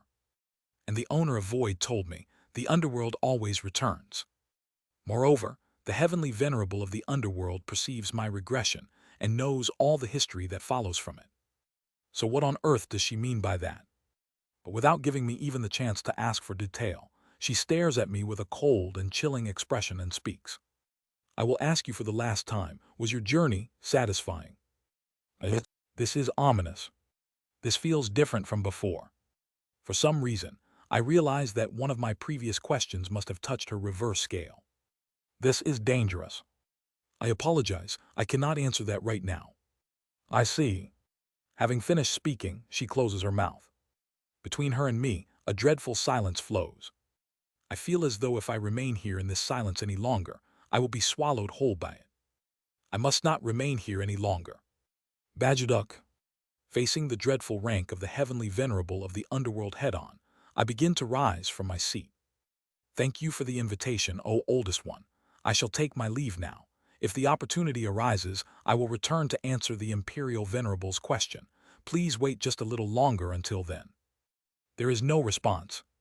Instead, the shadow of the candle bearing Kim Yeon's face begins to decay. Kim Yeon's face distorts. Soon, behind the rotting and crumbling face, a pure white skull emerges, and even that melts into a handful of darkness. Feeling alarm bells ringing throughout my body, I quickly retreat from where I stood. Immediately after, the candle begins to blaze. The flame changes shape and instantly surges towards me. It resembles a gold-colored pang. Heart and Heaven Tingwa painting. First brilliance. Golden body heavenly king. Flash. Quang. Blocking the familiar golden strike, I smirk. Yes, the calm and enigmatic conversation from earlier is now over. I'm not entirely sure what I did, but I have touched the heavenly venerable of the underworld's reverse scale, and that being is now completely mobilizing her hidden authority to personally taxidermize me. Heart and Heaven Tingwa painting. Second brilliance, third brilliance. Red bead extinguishing heavenly king. Lapis lazuli protecting heavenly king. The golden-colored ping seems to shift into red and blue light before transforming into twin palms that crash down towards me. The authority of destruction and protection overlaps me from both sides. One side cuts off my retreat, while the other aims to destroy my body. I deflect the twin palms with the impermanent sword and focus my mind. In my current situation, the regression point has been fixed, and while I was heading towards the domain of purity, I was temporarily pulled into the underworld by the heavenly venerable of the underworld. Therefore, if I proceed to the domain of purity and fully accept both life and death within true death, I will either advance to true immortality or face eternal annihilation. I'm going. I assume the stance of Kunlun. Heart and Heaven Tingwa painting has already shifted its form, morphing into purple primordial chaos. I can feel it, Once caught in that chaos, there is no escape. I must not use Sumeru. Using the power of the underworld to escape the realm of the underworld is madness. Therefore, I must escape this situation with Kunlun alone. But can I really escape? The heavenly venerable of the underworld said that it was precisely because I used Kunlun that I ended up here. That means Kunlun alone isn't enough to fully reach the domain of purity, and instead leaves me stranded ambiguously in the underworld. I must transcend Kunlun. Kunlun is not enough. I need a supreme technique, something that can let me reach the domain of purity even more completely. Impermanent sword, severing heaven's sword form, no. My senses are pushed to their extreme limits. The 5 senses that perceive all 4 dimensions starting with the planes. I must reach the domain of purity beyond this. For that, I need what I have accumulated. What I have accumulated. What has been with me from the very beginning. Something that, like the simple thrust of Kunlun, has always been with me. Tadadat. Perceiving the sense related to the domain of purity, I begin to charge forward. It's a gamble possible only because one half is anchored in the underworld and the other half in the domain of purity. I rush quickly toward the heavenly venerable of the underworld. It starts with Mountain Lord, transcending peak's flight. Like a great tiger, I sprint through the deep darkness, raising the impermanent sword high. Then I leap over, the being behind the mountain-like deep darkness. There beyond, I see a white wheel. But that isn't my goal. Deeper than the oldest one, the deepest depths of the underworld. This place is. Yes, it's where the strand of Yang Sujin's split soul and I once conversed. I feel the gaze of the heavenly venerable of the underworld turning towards me. At the same time, heart and heaven Tingwa painting. 7th brilliance. I feel the terrifying entering heavens of the heavenly venerable of the underworld following me. But I have already arrived. The single move, Chinese letter, that has been with me my entire life. At the same time, the seed that can bloom into new potential. Record of transcending cultivation and exhausting martial arts. Transcendent technique. Surpassing even hidden heavens beyond the path, a fragment of true martial arts. Heavenly escape, Chinese letter. At last, the record of transcending cultivation and exhausting martial arts, honed throughout my entire life, surpasses even the possibilities of hidden heavens beyond the path and fully blossoms into its fullest potential. Avoiding light, avoiding the underworld. Escaping from the gazes of life, death, and everything, completing hiding into the domain of purity, the ultimate of impermanence. The supreme technique of the ages, capable of hiding even from the heavens, heavenly escape, has been completed. Chwararak. My single strike cuts through the deepest depths of the underworld and reaches a domain even deeper than the underworld itself. A space of true nothingness. It's the domain of purity. I leap into the domain of purity, throwing my entire body forward and gaze upward at the underworld. The eyes of the underworld are visible. Haha, so you let me go. I did not escape. The underworld merely tested me. However, it seems I have indeed touched upon her reverse scale, as I can feel a faint trace of anger from the heavenly venerable of the underworld. I close my eyes to the death that now truly approaches me. Now I will die. I will either truly die and face eternal annihilation, or I will return through regression and advance as a true immortal.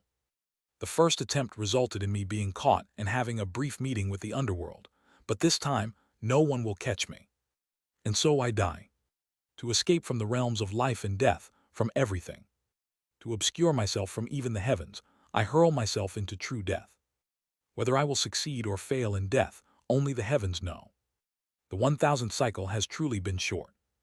However, I believe that this brief moment in my current life holds deeper meaning than any of the previous cycles. I will die. But if I don't, I will return.